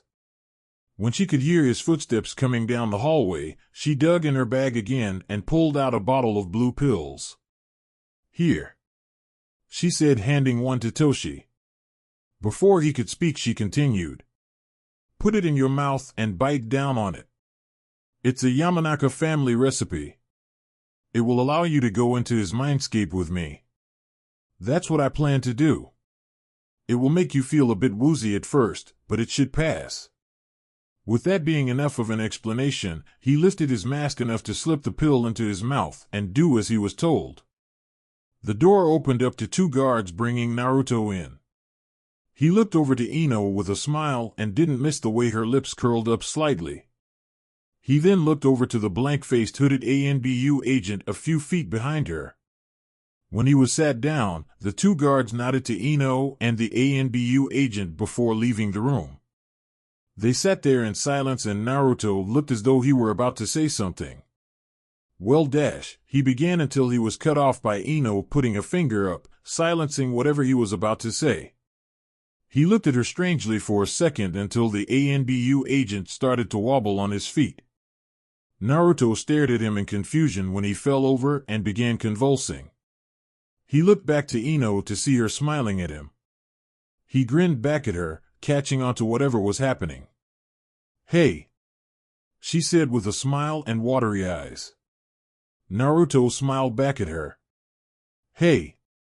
Ino bit her grinning lip, trying to find words to say. I brought you something," she said happily, pulling her bag up. Reaching in, she pulled out a bottle of ink and a brush with a few papers. Naruto smiled at her. "For practicing your calligraphy and whatnot," she said, nodding his way. He nodded back.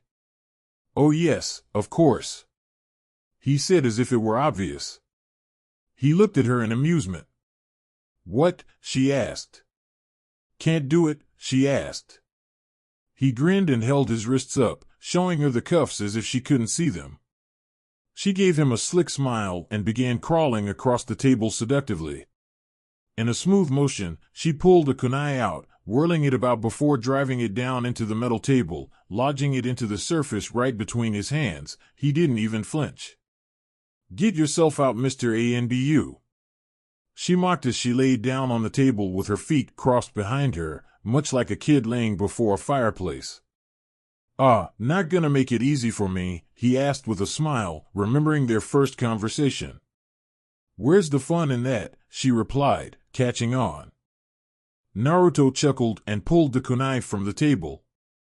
After a bit of messing with the lock, the cuffs finally opened, freeing his hands. Rolling his wrists out, he stood up and removed his shirt, giving Ino quite the sight as she stared at his chiseled body that seemed like he hadn't missed a day of training. She grinned at him and watched as he laid the sealing paper in front of her and began marking it. "You sure you know what you're doing?" she asked. "It's been a while." He smirked. "I've seen these seals every day for 5 years. I know what I'm doing." "Guess you're lucky they didn't put any on your back then, huh?" she asked him. He chuckled. "That, my dear, is the confidence of these simple-minded fools." "Like me?" she asked him playfully as she flipped over to her back. He continued to mark the seals on the sheet of paper. "Well, you're nothing like them now, are you?" he asked rhetorically. "No, you're slightly better." "Slightly?" she asked him.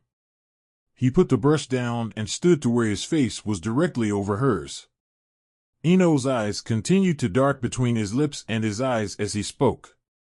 "Yes, slightly," he said, nodding. "You're still stuck in this fantastic little mind of yours," he said, tapping her forehead. "If you can step outside of that, then you'll be free," he said, going back to the seal. "Will you free me?" she asked him. He halted his writing and looked at her. "Perhaps," he said simply, going back to his work. Ino got off the table and stripped Toshi of his ANBU attire. When there was no more need for him, she performed a low-level fire technique she knew and burned the body. When she turned around, Naruto was staring at her with a look she wasn't familiar with regarding him. It was close to amazement with a hint of further amusement. "What?" she asked him innocently, with the burning body behind her still raging with flames. Naruto smiled at her. "Nothing, but I am done," he said, taking the paper and slapping it to his chest.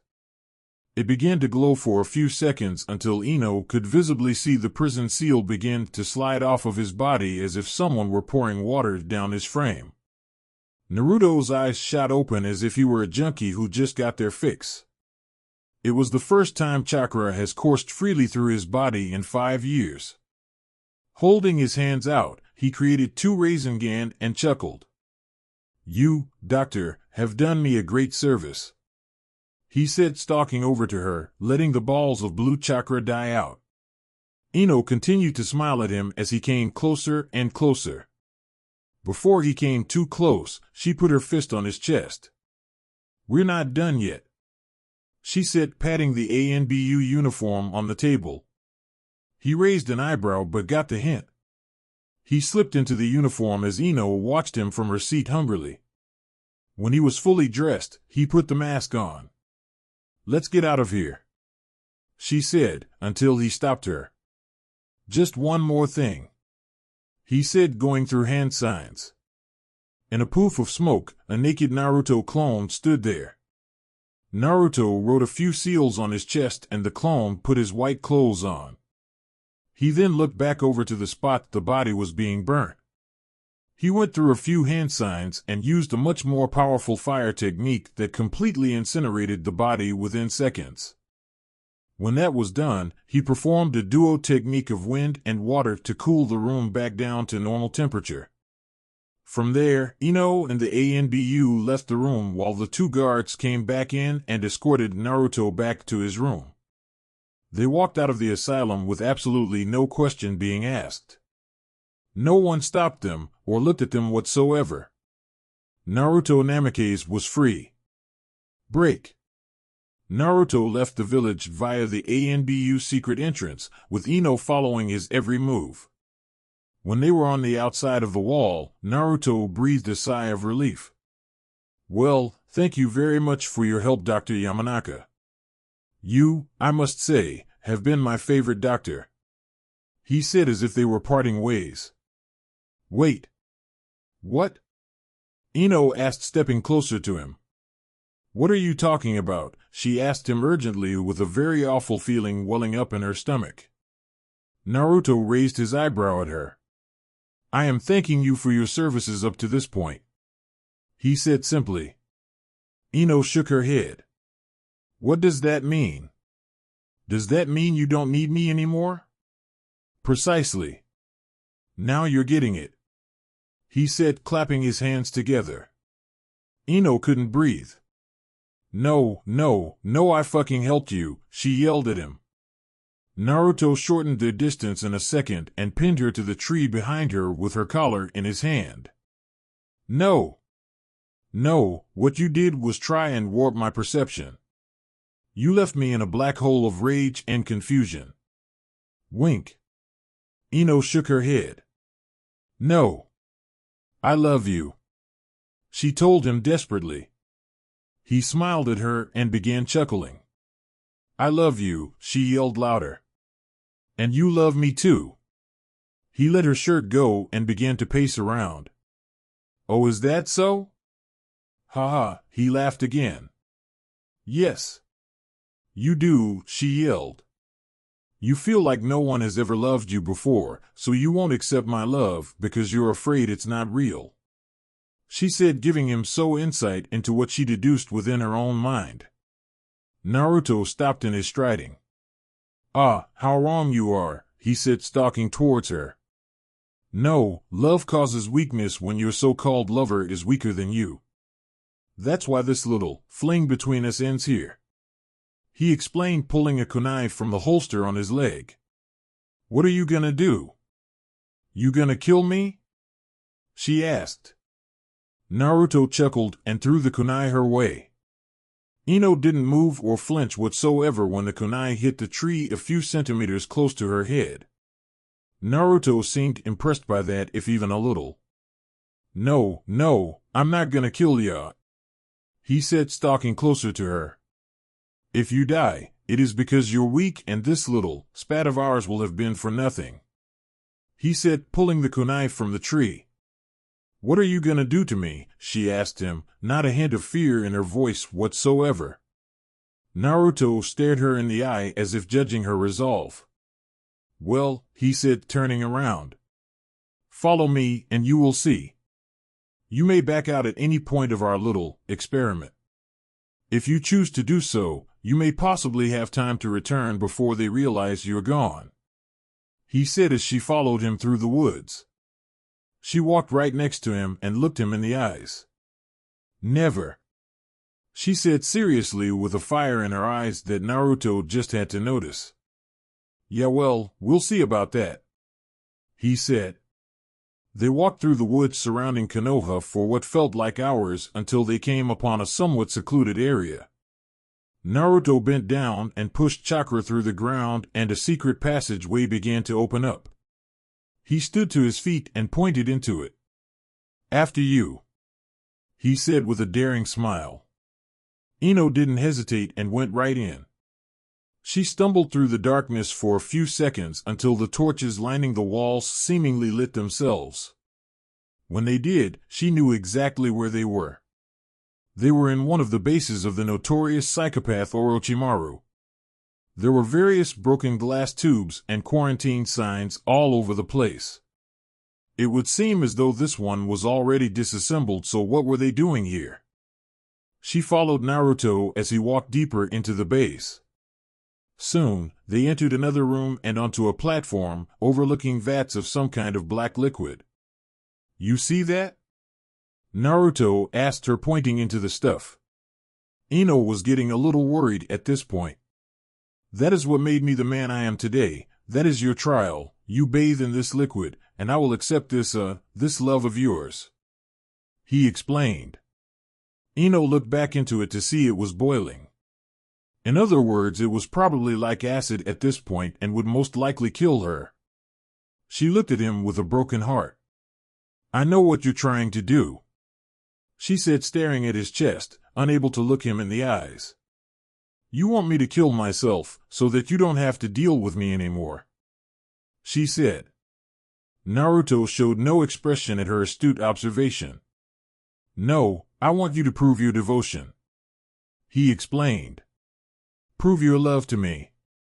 Ino shook her head. "You know I'll die if I touch that stuff." "You're not an idiot, and neither am I." Still, he was unfazed. "So, you're saying you wouldn't die for me?" he asked her, casually staring her in the eyes. Ino's eyes moved up the length of his face until they were deadlocked in a staring match. He was daring her to do it. He really wanted her to die. It hurt her heart worse than if he had just taken that kunai and plunged it into her chest. After everything she's done for him, she was nothing but a nuisance to him? Ino truly believed she had found a connection in someone. Clearly her assumption was misplaced, as he didn't seem to care much about her. She fell for him twice and got hurt both times. What more did she expect? She slowly backpedaled until her feet were hanging over the ledge. Turning around, the vat of chemicals was less than a foot away from the ledge. So hot, the bubbles that popped splashed up and hit her ankles, burning her a bit. If Naruto didn't want her, then no one would. More accurately, if she couldn't have Naruto, then she no longer wanted to live anymore. Maybe death was what called her at this point. Slowly, she began to fall back. In less than a second, she thought back to all of her best moments in life. Most of them involving Naruto himself. Even as she was a few milliseconds from death, she couldn't help but love the red-headed psycho. This was the cause of unrequited love. Death. She could feel the heat of the vat of chemicals burning her back at this point, but she could also feel something tugging her. Opening her eyes, Naruto was holding the front of her shirt. The bottom of her hair was dipped in the chemicals, but her feet were still on the ledge. He saved her. A tear leaked out of her eye as she looked up into the blues of Naruto, who was smiling down at her. "Now that," he said with a chuckle. "That's proof." Pulling her up closer, he leaned down and kissed her. Ino melted into the passionate connection and wrapped her arms around his neck. He pulled them back onto the platform and she deepened the kiss immensely, not wanting this moment to end. A duo was born that would shake the world like natural disasters. 3 hours later. Ibiki checked over the sign and sheet, finding it weird that Ino would come and see Naruto as late as she had last night. Especially with the circumstances of Inoichi's death, so he was headed to check on the redhead to ensure he was still alive. Maybe she had done something to him. With the tray of breakfast in his hand, he opened the door. Naruto was laying on his mat staring up at the ceiling. He looked over at Ibiki but didn't say anything. "Hey, Naruto," he said, walking over to him. "I was just coming to check up on you is all." Naruto still didn't respond. Ibiki ignored it and put the tray down next to him. "I know Ino came to see you last night," he said questioningly. Was there any reason for that? No reason. Just to talk. He responded with a sudden smile. Ibiki was surprised by that. It was weird, of course, but Naruto was always weird, so he didn't pay too much mind to it. Right, well, he said, looking at his shirt. He stopped and a sickening feeling dropped to his gut. Slowly he looked into the eyes of the patient to see a mocking glint in his eyes. Ibiki knew. This was not Naruto Namake's. The sealing ink on his body was smudged, meaning it was written with paper ink, not body ink. He pulled a kunai from his pouch and drove it into his body. He took a timid step back when it actually stabbed him. For a second he thought he was hallucinating and he actually killed the patient, but then the body disappeared in a poof of blood and smoke. God damn it. Naruto Namake's was not here. Ibiki stood to his feet and ran out the room as fast as he could. This was not good. This was far from good. He ran out of the asylum intent on informing the Hokage of the troubling news. No one would be ready for what was coming, no one.